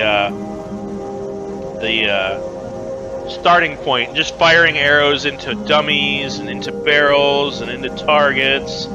So you kind of follow a halfling with blonde hair, kind of a chin beard, and big googly eyeball or eyeglasses, kind of in a brown kind of tunic-like suit, kind of wanders you over to a free spot, and you kind of find yourself next to individuals that look kind of like that. And they're all just kind of plinking away. They're kind of plinking away at the targets in front of them. So go ahead and he's going to have you roll 3 attacks, and you honestly can do this in any way you wish. You can do this straight. You can try to figure out a way to give yourself advantage. You can cast a spell. There's no holds barred here. It is straight up your ability to hit a target, and you being a ranger, you do have skills at your disposal, so I leave that up to you. So your first attack on this target will be judged by this halfling with a clipboard. There's 3 attacks, you said? Yep. Okay. You can use any kind of arrowhead as well. Alright. I'll use my...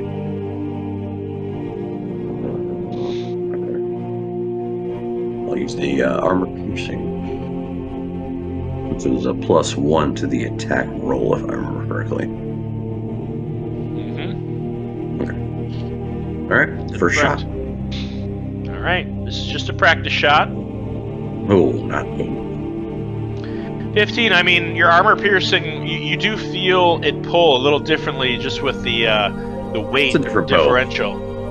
It's a different bow. You're kind of getting used to it, yeah. But you do end up hitting the target. Doesn't have a very high DC. And for your first shot, kind of getting the webs out, you do end up hitting it, which is more than you can say for a couple of the people to your left and to your right. All right. So while this is happening, what is? Because I can, I'll roll. What is Sazaros doing today?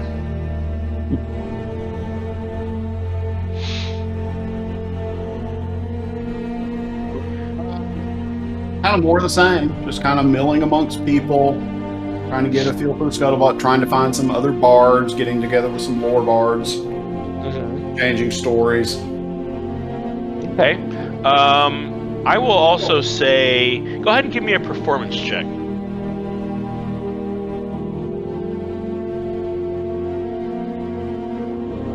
Performance. Yep. 27. Wow. Okay.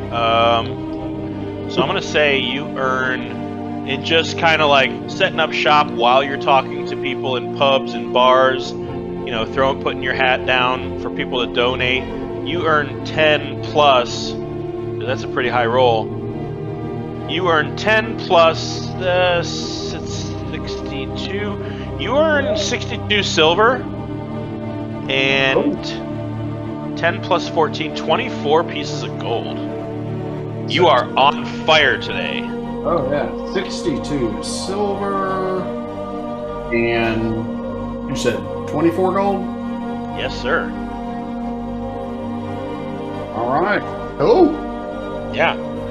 And you hear a rumor that somebody broke into the Duke's personal chambers last night and stole some sort of a valuable, either it was a bag of gold or something was stolen last night from the Duke's personal quarters, and you hear that there is a reward of 25 gold pieces to whoever can bring information leading to the arrest of whoever it was.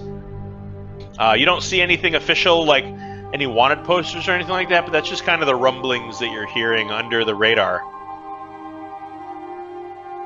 All right.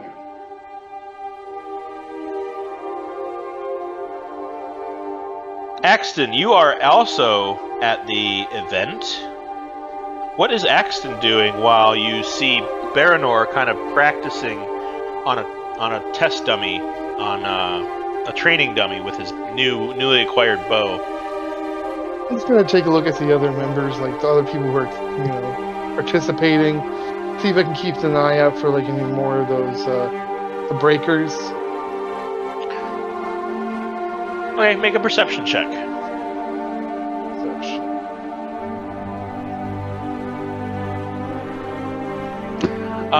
Well, with a 13, you don't see any breakers, but you do notice that one of the applicants that seems to have moved on from the trial phase to the actual competition phase is taking his first shot, and he is someone you've never seen before. Not just his face, but his race. You see someone with a set of cloven hooves.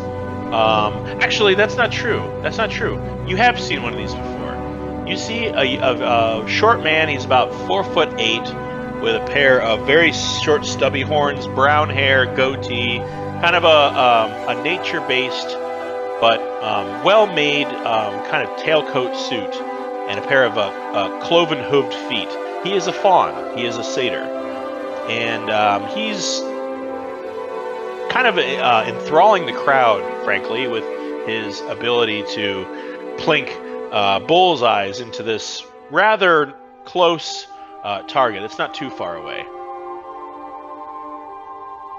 Okay.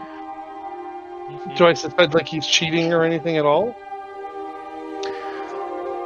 No, he seems like he's just aiming arrows at it. I mean, you do know that this, you've kind of been watching people casting spells and lighting up their arrows and giving themselves an advantage here and advantage there. You do understand that this is a, to the best of your ability, whatever that entails, kind of a competition. This is not a bare bones, training arrow kind of thing. It's whatever it takes to get it done. That's what you're being judged on, is your total ability. Okay, so magic is allowed. Okay. Yeah, I mean, they're not like, they're not allowed to use magic weapons. They're all being given the same bow. But if you've got a bowstring, typically bowstrings have a weaker enchantment upon them if they are enchanted. And, there are arrows and stuff that they are letting you use. Like you saw Barynor using a armor-piercing round and things like that. So, but yeah, he doesn't seem to be cheating. he actually seems to be doing it quite straight, really. He's not casting any spells or using any trick arrows or anything like that. So, Barynor, your first strike was kind of left of center, or way left of center, really. So go ahead and take another practice shot. All right, this one's just a standard arrow, standard shot. Ooh. Bullseye. Ring. Yeah, you strike the target true, and kind of blow back the hair of the people on either side of you who are kind of struggling with their bow. You kind of like give this loner bow kind of a short pull, and you kind of twist the string on a little bit here, a little bit there. You kind of adjust it a bit, and you're able to really make this thing super accurate. And bing, right in the dead center. So Maven, what are you doing at this moment? I'm just hanging out watching the show. Yeah. Yeah. Okay. I'm gonna say that. Go ahead and give me a perception check. Okay.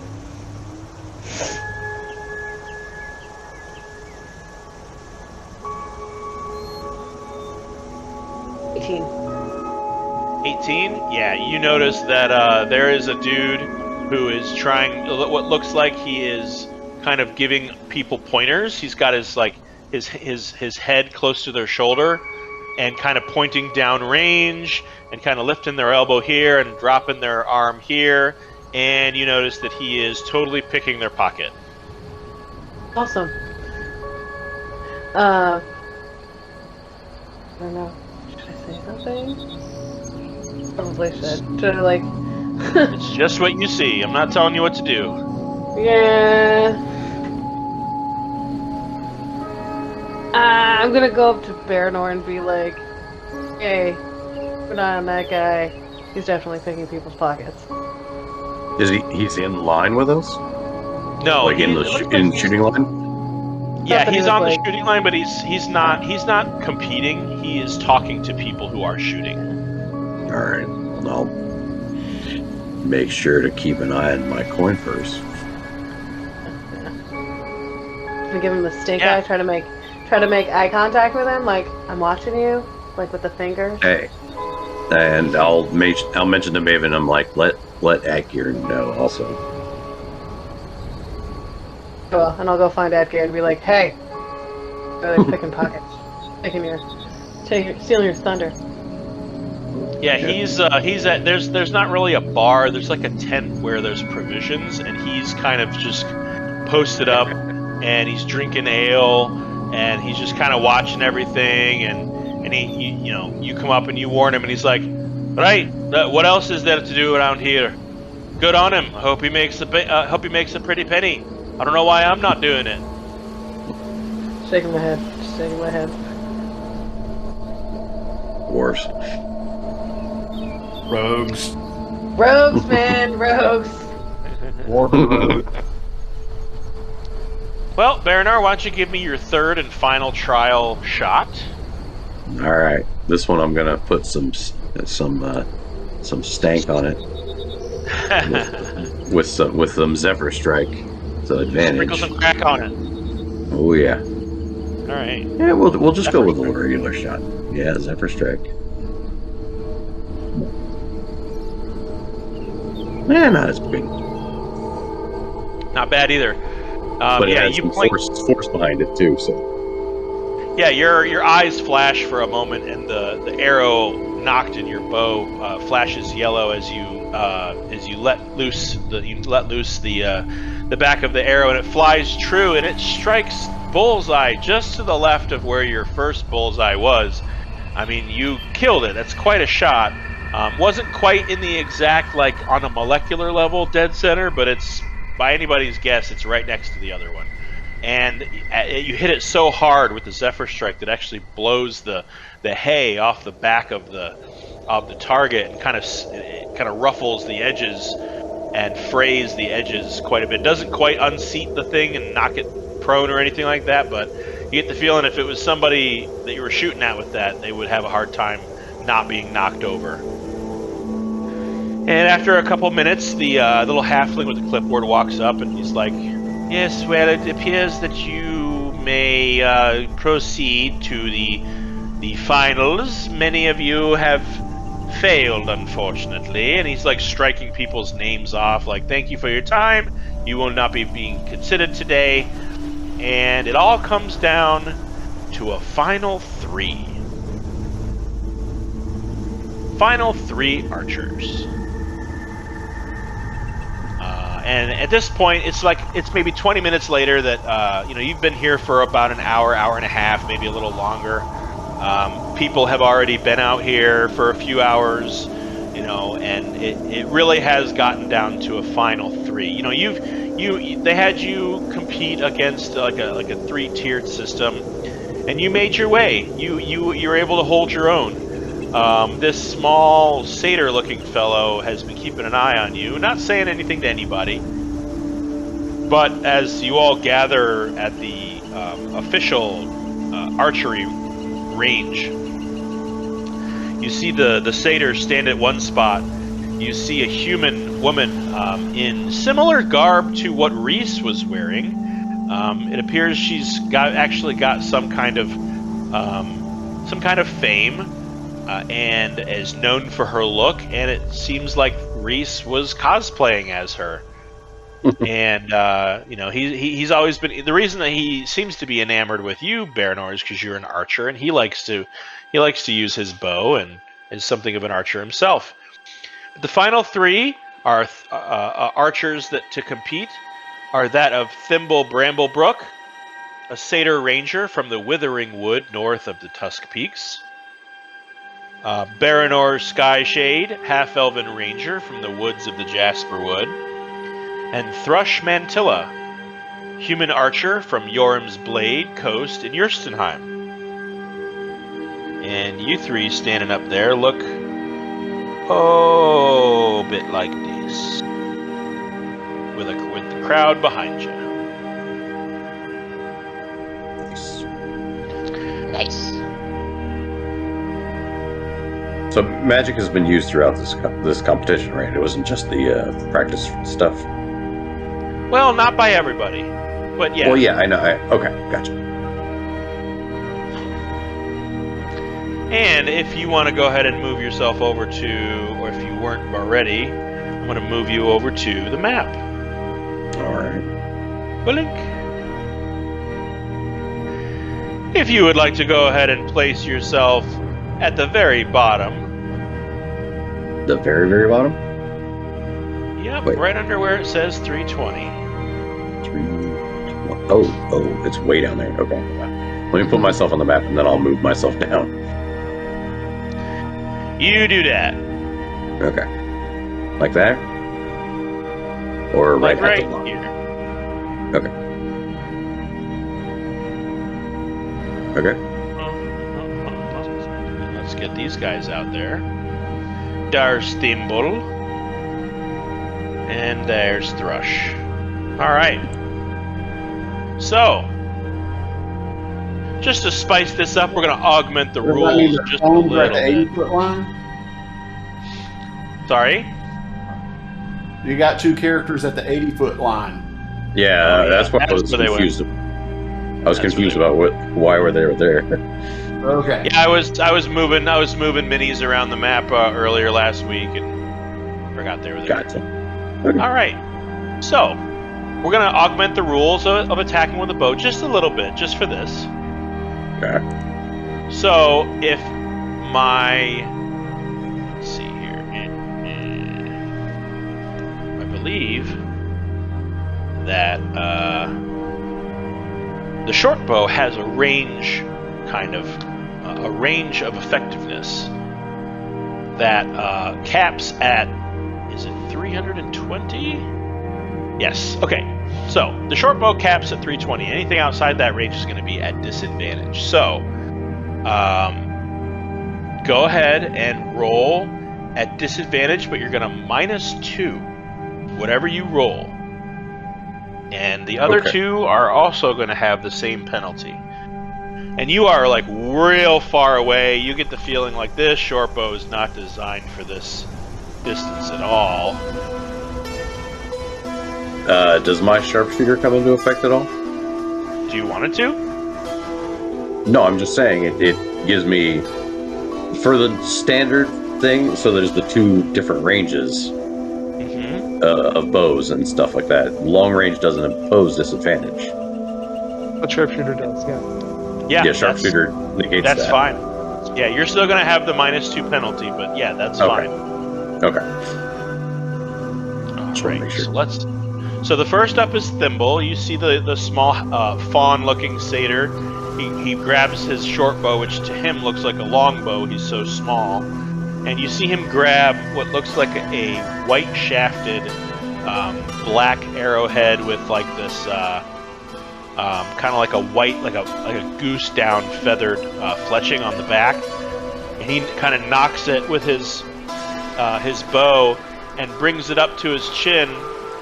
And you see him kind of rub his fingers together at the front of his bow in a kind of a wispy, ethereal, kind of smoky resonance kind of goes in front of the arrowhead. And he raises his bow a couple inches up from where he was aiming and lets it go. Alright. Okay. And you see his arrow stick hard in the grass. No contact. And he just kind of, you hear the audience, "Aww," and he just kind of looks at it like, You see him kind of twist his head from left to right, and looking at his bow like, what the heck, man? And up next is Barynor Skyshade. Go ahead and make your attack with a -2 penalty, please. All right, Zephyr Strike. Zephyr Strike. 27. 25. Yeah, you kind of back up and give the target a sideways glance. You prick your head, you close one eye, you kind of lick your finger and test the wind, and again your eyes flash yellow, and you toss that arrow as best you can, and it sticks hard, bam, right into the target. It's not quite a bullseye. From this distance, it's very difficult to hit that thing dead in the bullseye, but you did hit it. So go ahead, I'm going to write down 27. I'm going to kind of tally them all up.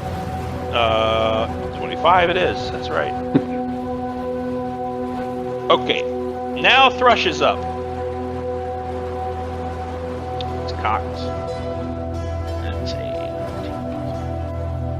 That's a 26. -2 is 24. So she hits the target as well. Actually, it's 5. No. She's also adding stuff. Oh. Got an 8. Not great. Alright. She hits her target as well. It's not quite as close to the center as yours, but at this range, it's pretty much lucky to hit it at all. So while this is happening, what is doing during all of this?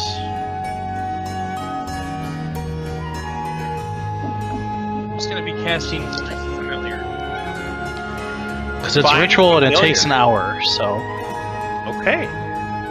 Expending the incense and the other ingredients in which to do that. What form does your familiar take as you sit in a circle? By the way, are you back at the Hargroves? Are you at your parents' apartment? No, I'm not. I'm at the field. You're at the field? I'm just chilling. I'm just chilling. You're kind of lawn sitting with the other spectators, kind of sitting in a crisscross applesauce while you burn your incense. What form does your familiar take? Raven. A raven. So a raven, you see, those around you watch as your eyes from beneath your eyelids, kind of little slits of blue light emerge, and the incense burns away, and in its place are these ethereal, ghostly, flapping birds' wings that kind of coagulate and solidify and darken into black bird wings. and it just sort of flaps up in the air, makes a couple of long laps around your head, and then just sort of flaps its way and lands right on your knee and looks right at you. Kind of pecks at your ankle a little bit. Not enough to hurt.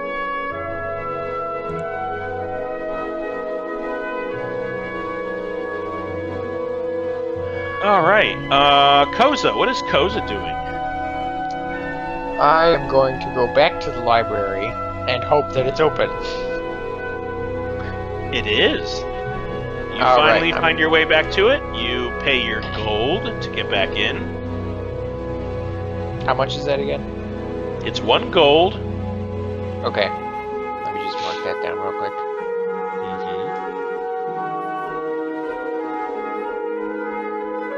Alright.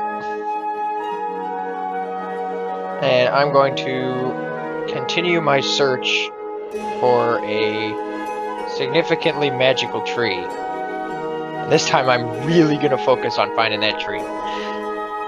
Okie doke. Go ahead and make your. Let's make this a nature check. Okay, I'm real good at those. Hang on, let me just pull up my... There we go. Alright. Ooh. 19.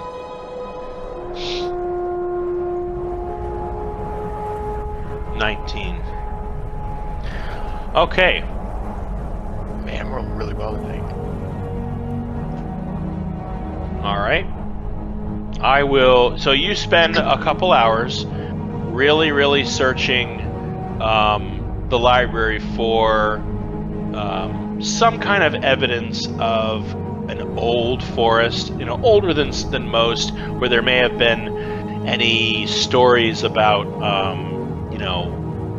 pilgrimages made to these forests that perhaps, druidic circles of humans or elves congregate in any of these nearby forests, that perhaps they could be worshipping trees or creatures within.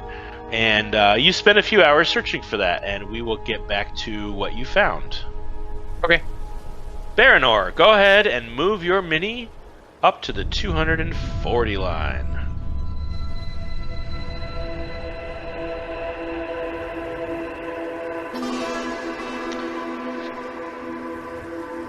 All right.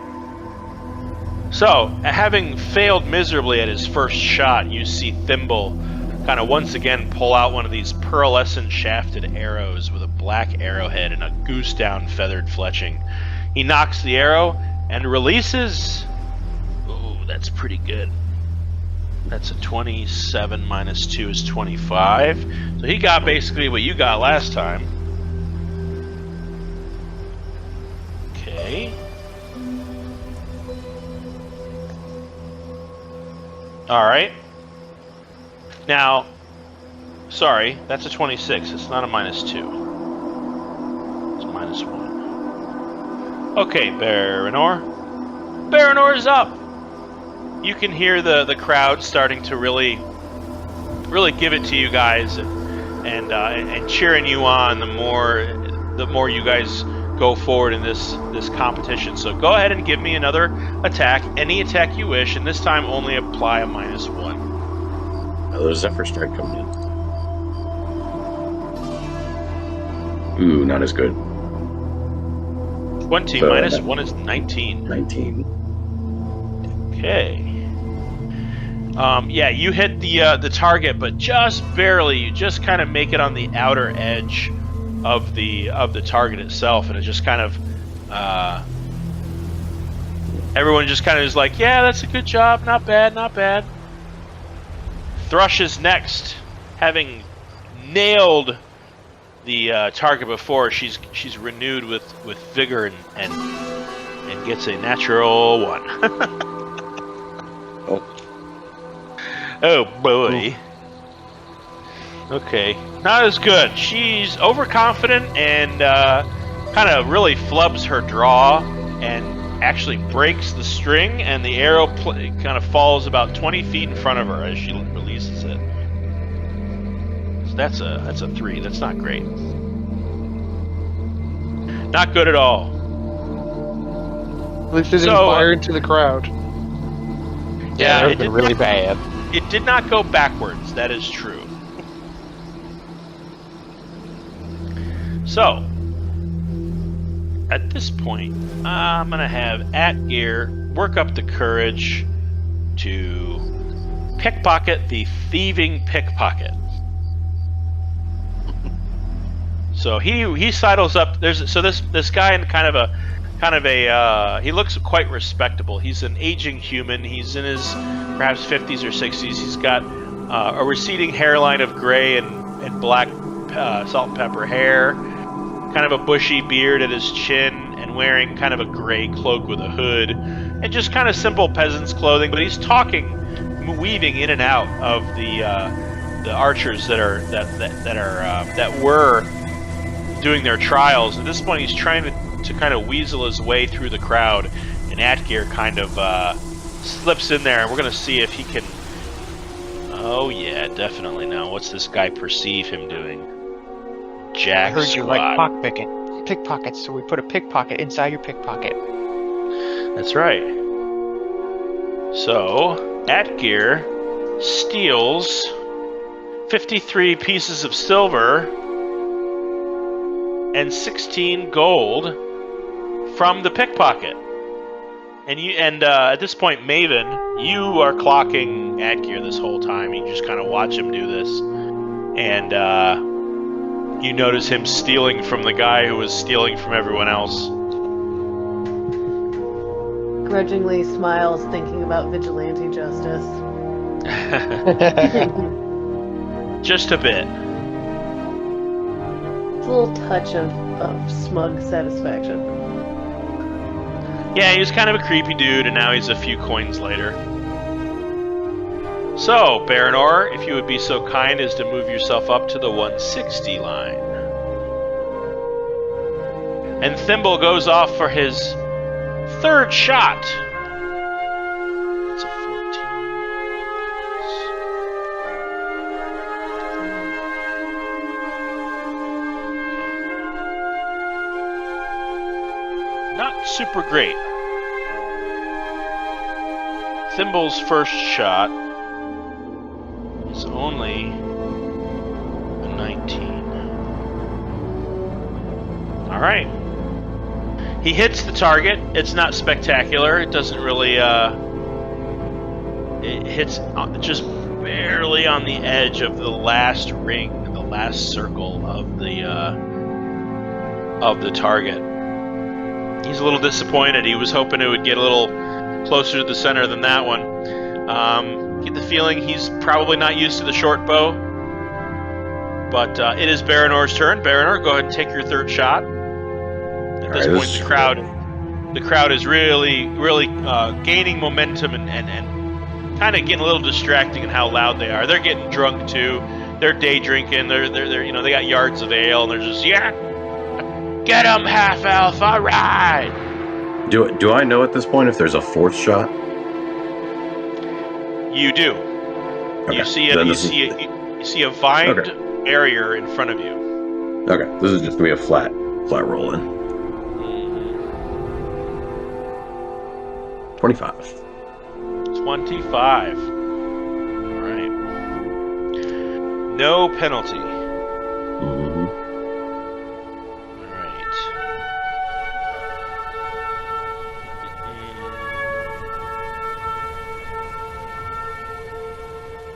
Looking pretty good for Barynor. And Thrush is up next. She restrings her bow. And that's pretty good. It's a 16 plus 4.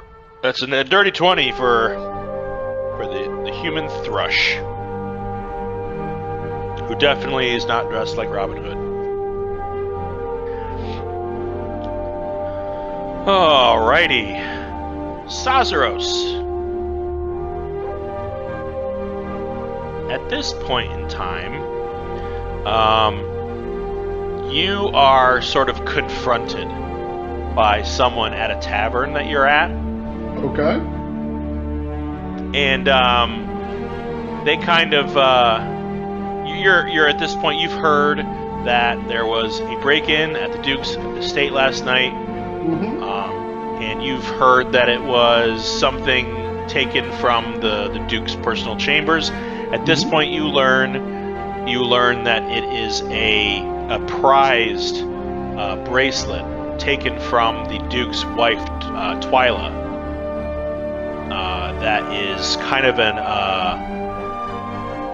it's not a family heirloom. It's almost a symbol of her status from where she's from, which is not Valandiir. She's not from here. She is from Mazira, which is south of Valandiir, and it's kind of like a symbol of their family status. And it's a white pearl bracelet with sapphires and rubies interspersed. You also hear that whoever took it killed a guard. So you've now learned at this point in the day, the news has come out that they're now actively hunting for whoever did this. That it was a gross violation of the Duke's privacy, and now murder is involved, and this is starting to sound very familiar to you.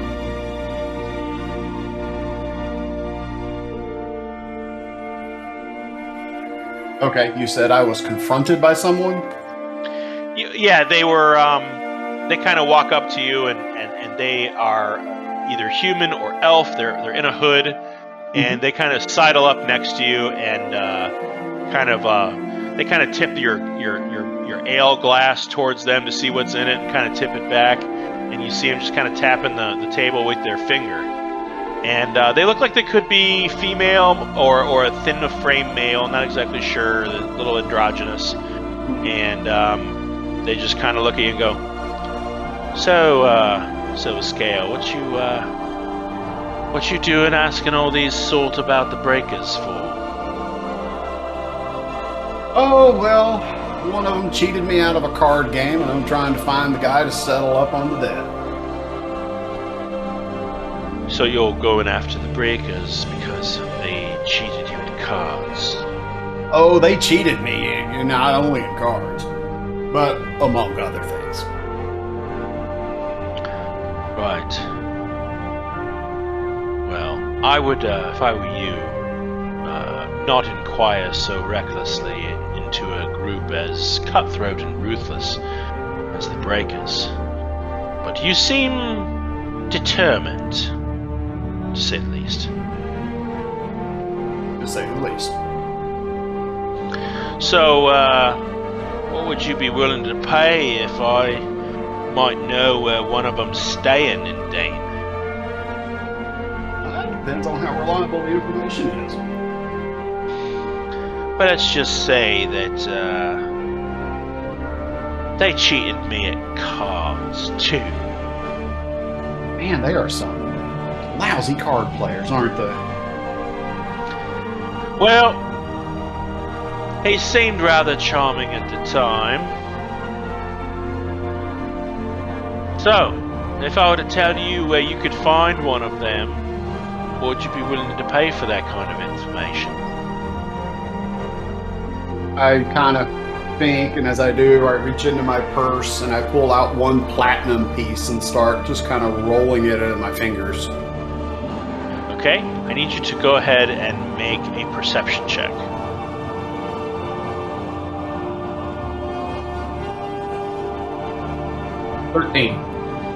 As you reach for your pouch, you feel a presence behind you grip the back of your neck, and you feel a dagger slide across your throat.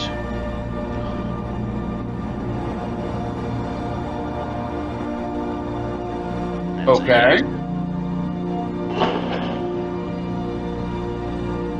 You take 13 points of slashing damage and begin bleeding out onto the table. Okay. I need you to also make a Constitution Does save. my armor factor into this at all? Yes, it does. You can go ahead and roll to see if I have disadvantage on that. Okay.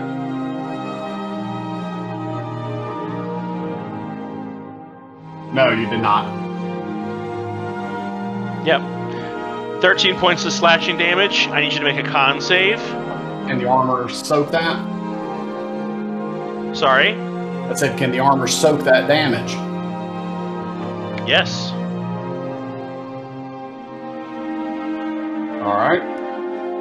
And so still need to make a con check? Correct. 22. Yeah. You are not bleeding catastrophically, but your hand immediately goes to your throat. Uh-huh. And you're bleeding quite badly. Not bleeding out. It's not like they nicked your jugular vein. But you are now bleeding. All right. And you see, as you turn around, you see what looks like a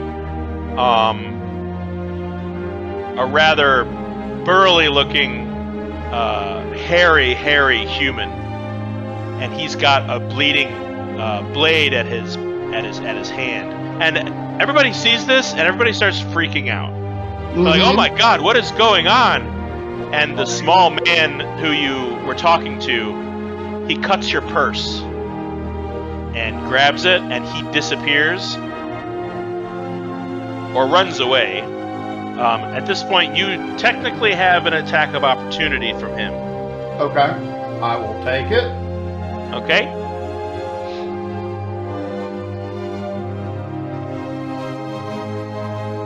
$18. All right. Piercing and radiant.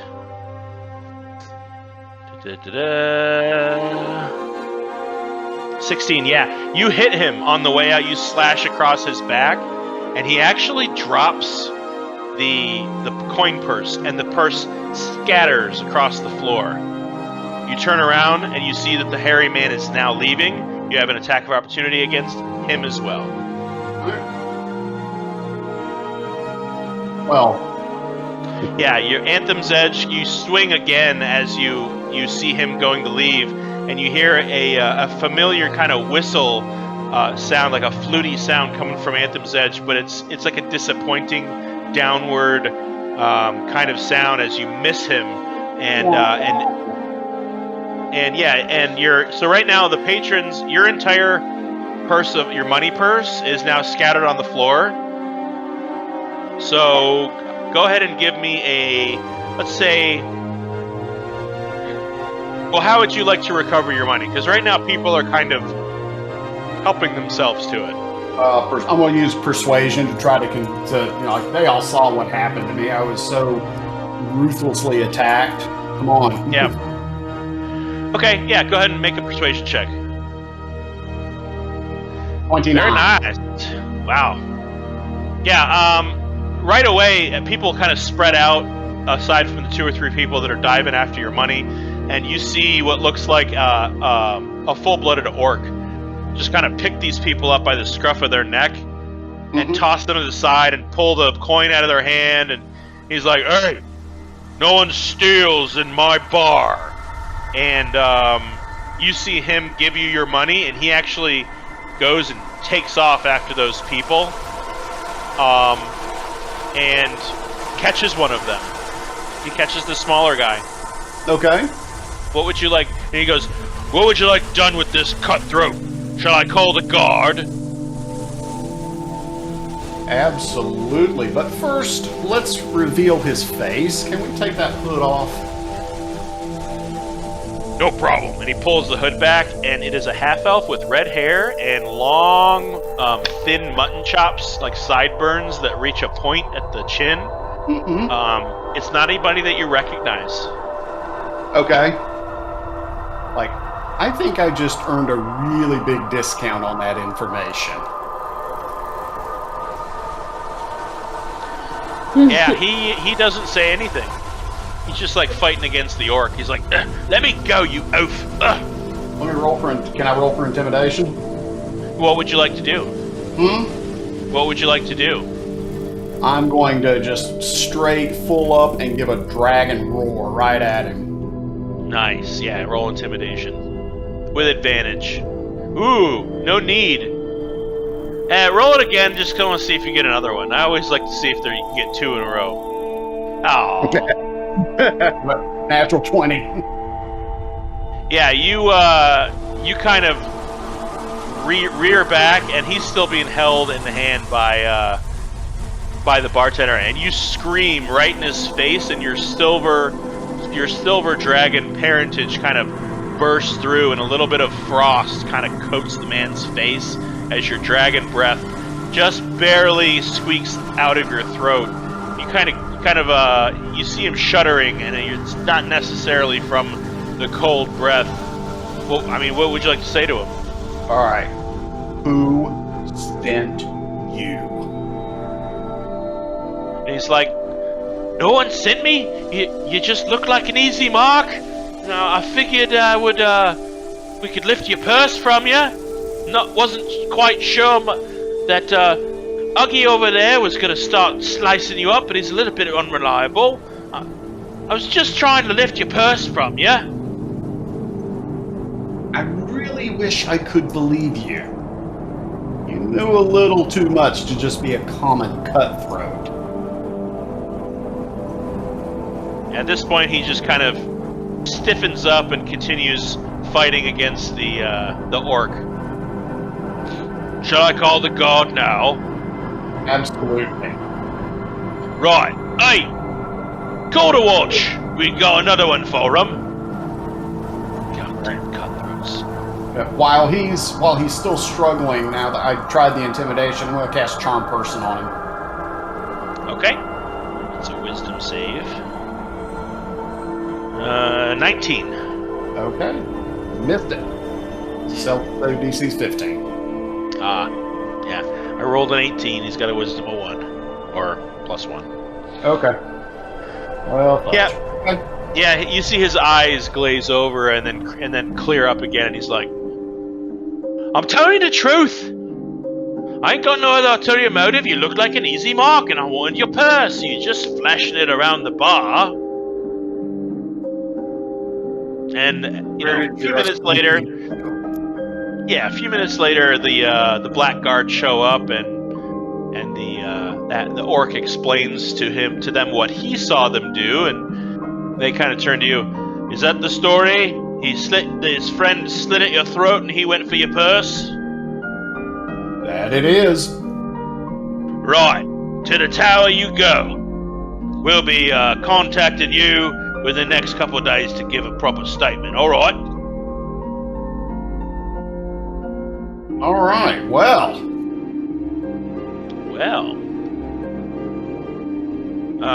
You're still kind of hurt, but we're going to move on back over to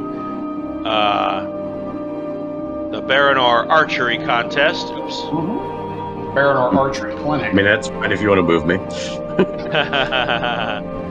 All right, we are back up to 80 feet, just inside your range, and you're going to be making this with a +1 to whatever you roll. So we're going to have Thimble.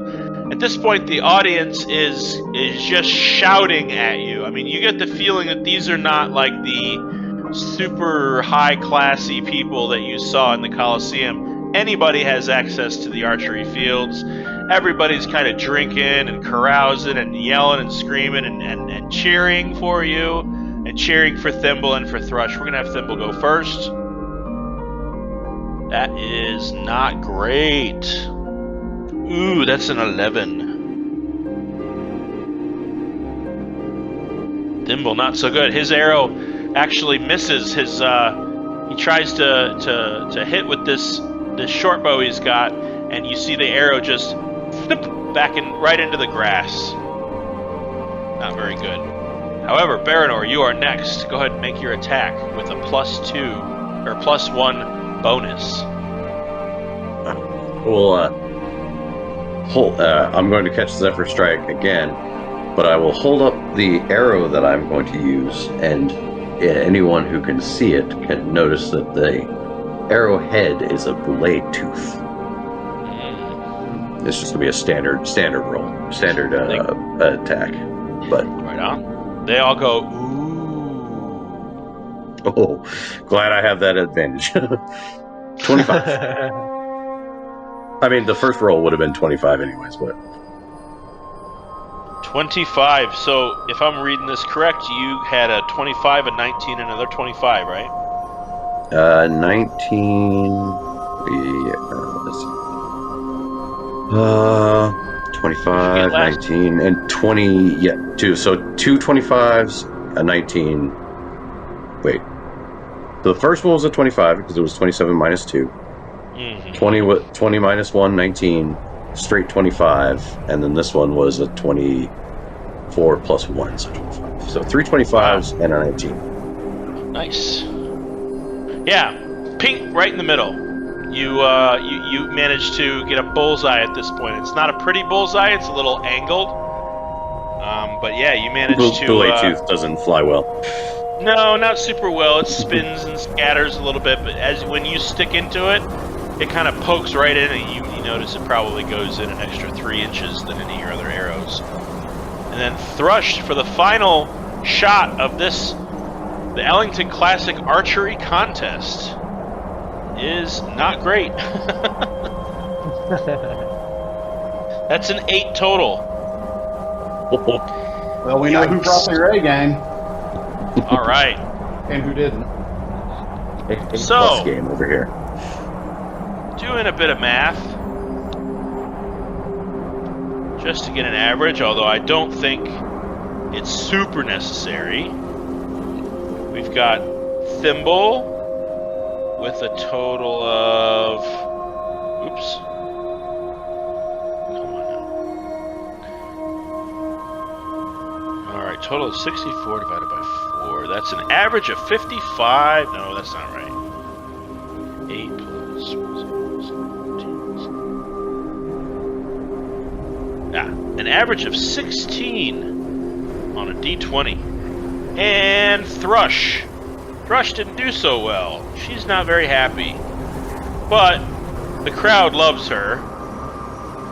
And she ended up getting a total of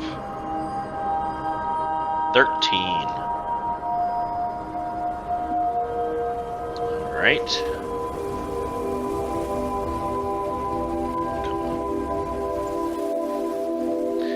And you see the judges. They all kind of tabulate on their little clipboards, and you see the 3 of you standing up in front of everyone.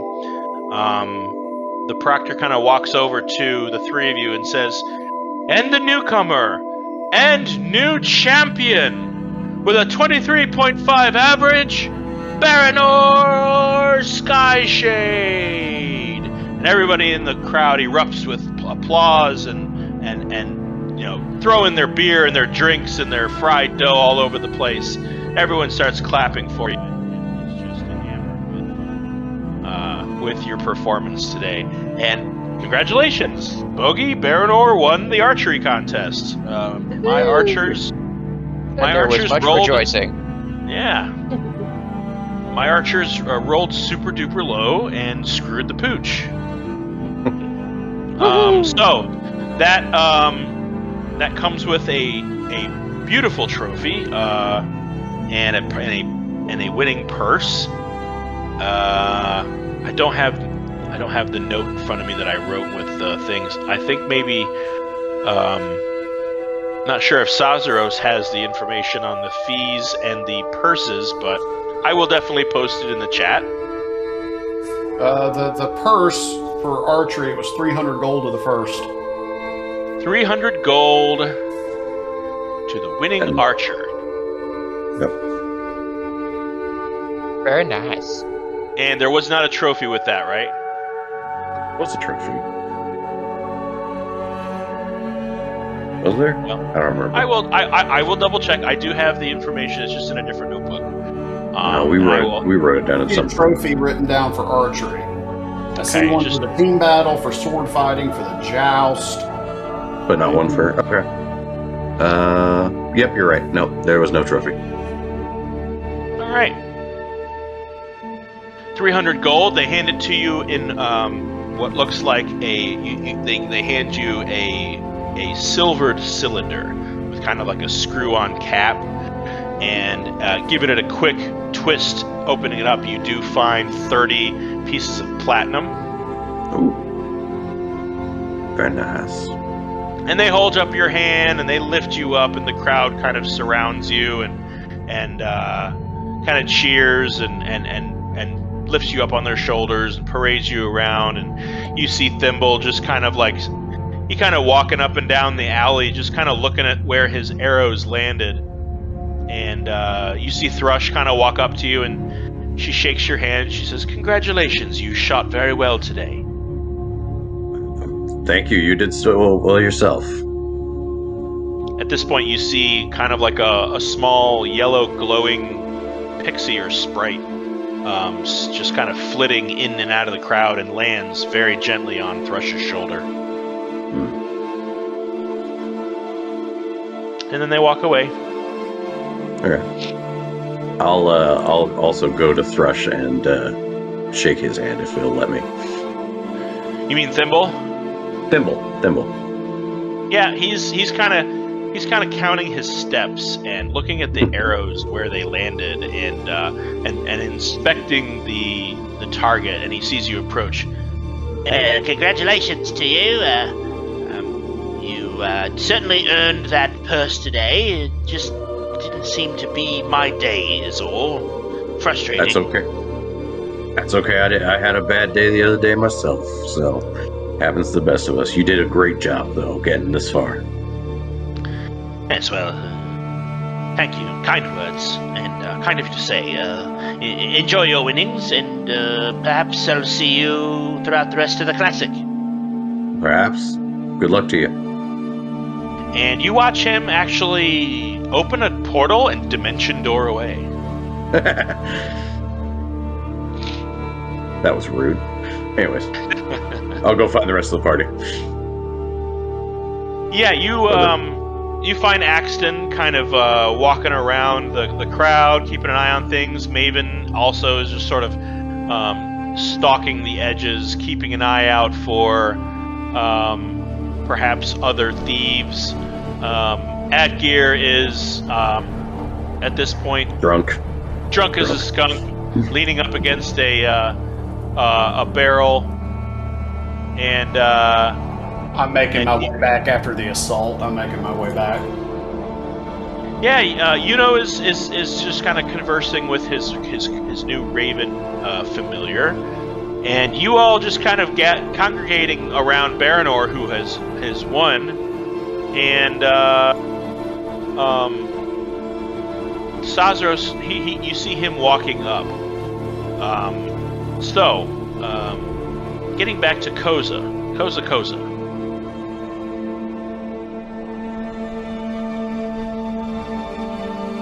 Are you there, Koza? Yeah, I'm here. All right, what did you roll on your investigation for a tree? Oh, I can't remember. I know it was good. Can't Should remember. I just roll again? Yeah, and I hope it's way low for not keeping track of what you rolled.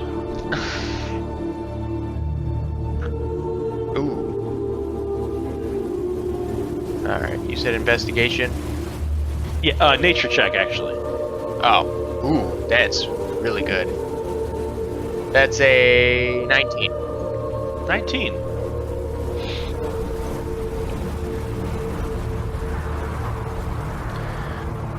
Well, with a 19, you find a very old book, and it's not really a book about plants. It's a book about rituals. It's a book about religions. And you just had this sneaking suspicion that something like this would exist within a book like this. Hold on a second.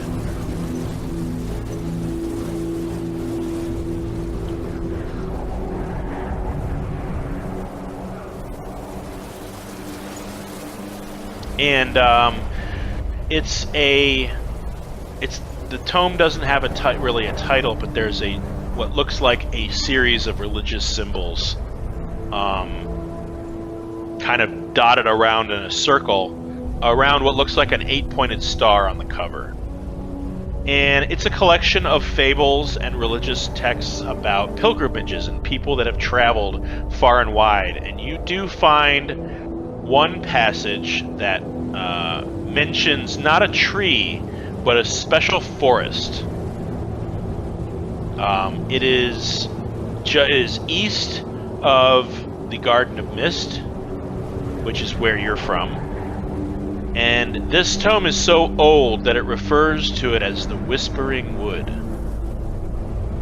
And that long ago, there was an uprising of druidic humans and elves and such that forced a community out of a town along the Tusk Peak Mountains.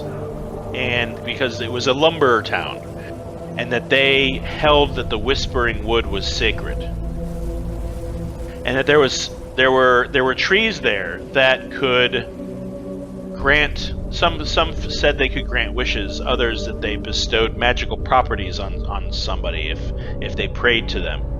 But there wasn't one specific tree in mind. The only problem is that you know forests quite well. You know that the Whispering Wood is now called the Withering Wood. Oh, snap.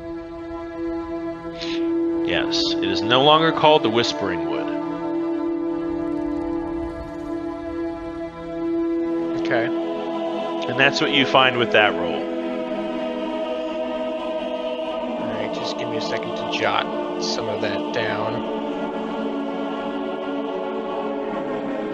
Barynor is doing laps around the archery range. Victory laps. I wasn't sure if anyone was paying attention to the map still. I see everything.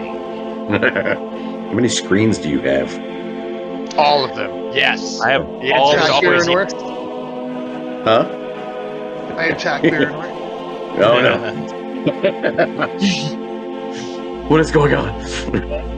Take his platinum and run. Alright. He's possessed. Alright, I'm good. Get him. Well, Sazros joins the group, holding his neck wrapped with a meager cloth. About the same time, Koza joins all of you. No, by this time I probably would have cast Healing Word on myself. Sure. Still hurts, though. Yeah, it's still smart, but at least I'm not bleeding and the wound is... Yeah. Your voice is a bit hoarse.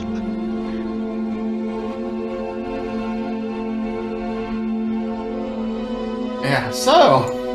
How was your day? Better than yours, it would appear. Oh, my day was going great till some bastard came up behind me and slit my throat trying to steal my purse. Oh my gosh, are you alright? Yeah, I'm fine. Many thanks to the barkeep over there who managed to grab one of the bastards. Well, did they want anything in particular? Was it anyone we knew? No, nobody we've ever seen before, but he seemed to be knowing he seemed to know more about me and also knew about me asking about the breakers than he let on.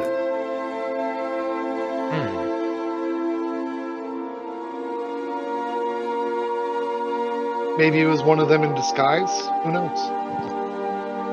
Nah. At any rate, he's in power now.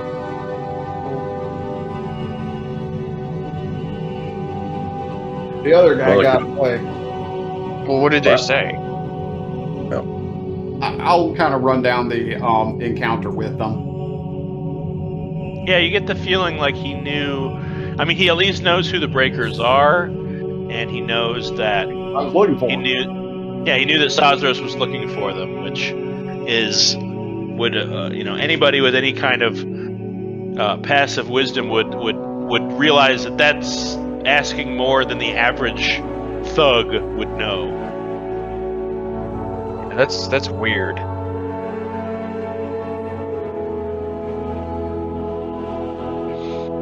Well, it's about 2-3 o'clock in the afternoon at this point, and you do know that there's going to be about a 2 or 3 day break between now and the smithing competition,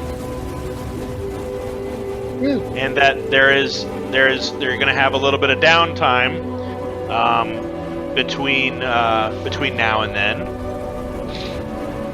So you guys do have your choice of how you would like to spend the rest of this day. You also did hear that there was a kind of an impromptu open mic night kind of musical competition going around called the Heart of the Empress. And it was like I said, anybody can join. It's not for another day and a half. You know, it's taking place. Like if today were Saturday, it would be happening Monday night. But you do have a couple days to do with what you will. Well, I think I'm going to have to start preparing for the smithing competition. Okay. You also don't How would have you- one Chariot song? Well, I'll just have to make sure that my tools are in tip-top shape. Maybe go around and look to see if I can get some tips from other blacksmiths and other smiths around town to see if they can teach me any type of techniques or anything. Or just Okay. watch from afar. Well, give me a persuasion check first. Well, I'm terrible at those.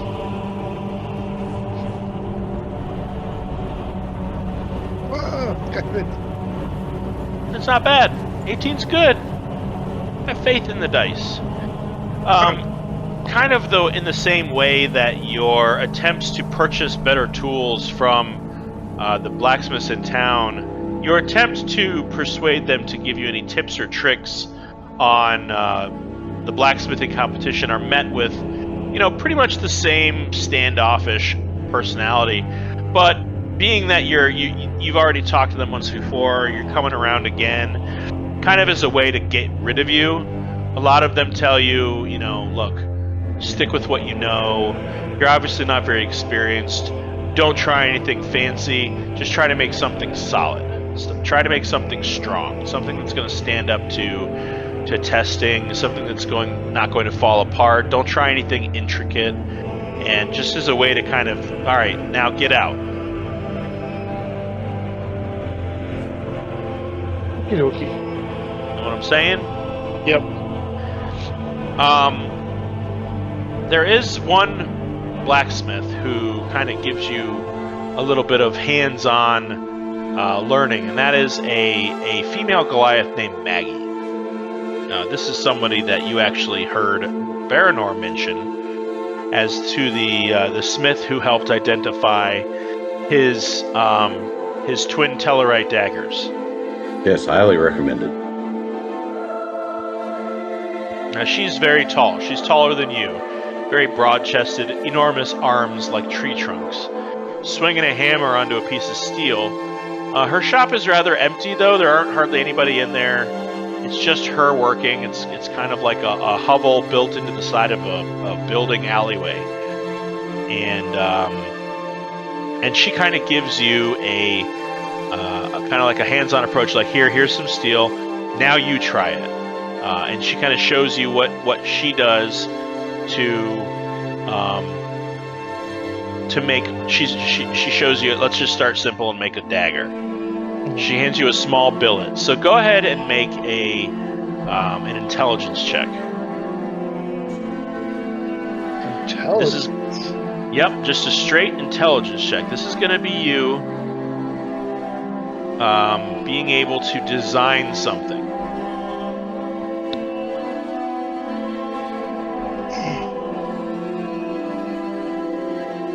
Nope.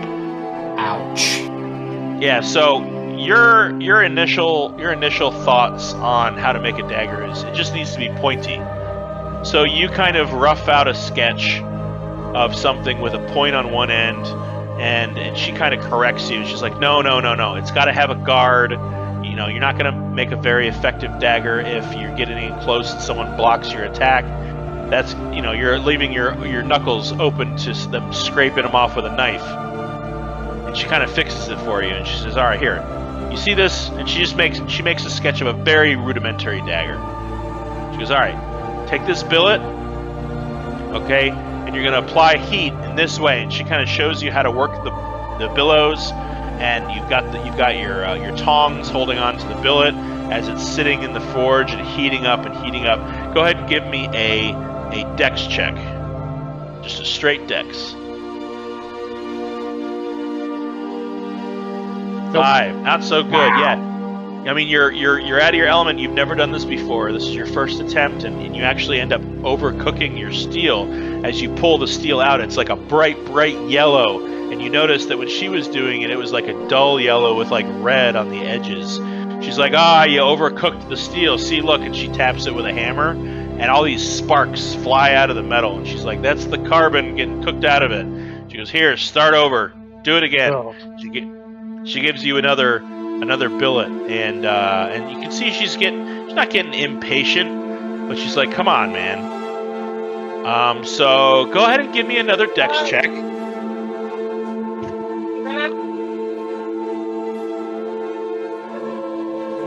Natural 20. Nice. Yeah. You kind of took what she said straight to heart, and you took that steel out at exactly the right moment.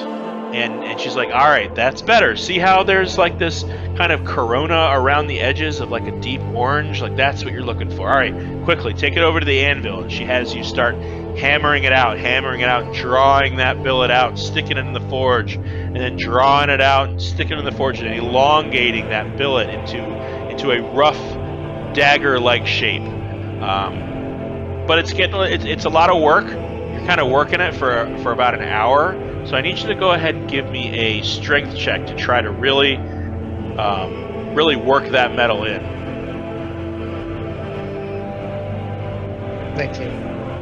19. Yeah, you're able to hammer that steel in without constantly sticking it back in the forge. You're able to work the steel a little bit longer than for, say, someone else of lesser experience. And you're starting to notice that it's actually starting to take shape. You're able to work kind of a very simple edge to it, and you're able to shape it into a point. It's nothing super pretty. It's definitely not anything you could sell for any money, but you get the feeling like it may not have an edge right now, but if you were to stab somebody with this, it would at least stab them. You get the feeling like it's at least in the right shape. You're able to kind of round the handle a little bit. You're able to put kind of like a very simple cap pommel on the back of it, and drawing out the sides. You're able to like kind of take these special shears to cut the soft steel when it's hot, and draw out the guard from the sides, and kind of start to get a shape. And it looks pretty rough around the edges, but it's definitely dagger shaped. But you're starting to get tired.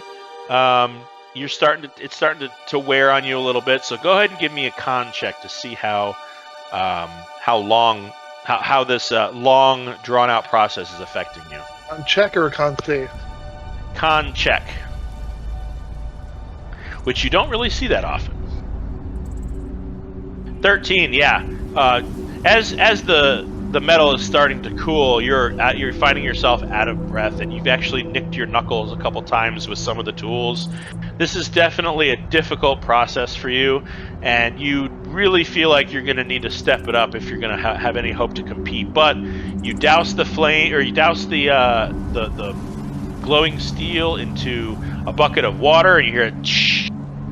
And Maggie kind of takes it from you, and she looks at it and she goes, I'm not going to lie, it's kind of shitty, but it's a dagger. And she kind of tosses it back in the slag, the scrap metal pile, and she's like, well, I would practice more if I were you. You definitely have a couple days until the competition, but tell you what, you pay me for the use of my forge. We'll say 5 gold a day, and you can practice here. Okay, thank you. And I'll give you, 10, 15 gold? It's only 2 days till the competition starts, so you could give her 10. Okay. happen. Yeah, and you start diving back into her scrap bin and just kind of working metal. You find yourself just working on drawing it out, and you're taking a billet and making it way too long, way too thin, and you have to like fold it in half and try again. And you do take quite a few hours going over this for the rest of the day. And while you're doing that, we will go over what everybody else is doing for the next couple days before the smithing competition, but we will do that next time because we're going to end the session there.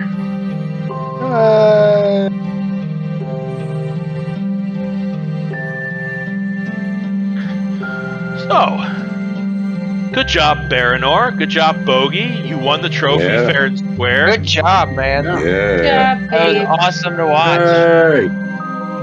We are really one for cool. one, guys. We are one for one. No doubt. The next time that we meet is going to be in March. It's going to be March 12th. Please do let me so know. far away. Do let me know if that works for everybody, and if you guys have a conflict, obviously let me know.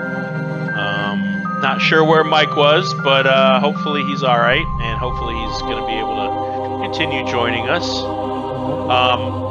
I don't know if everybody heard, but today, I said this kind of way earlier, but today actually signifies the year anniversary of this campaign's start.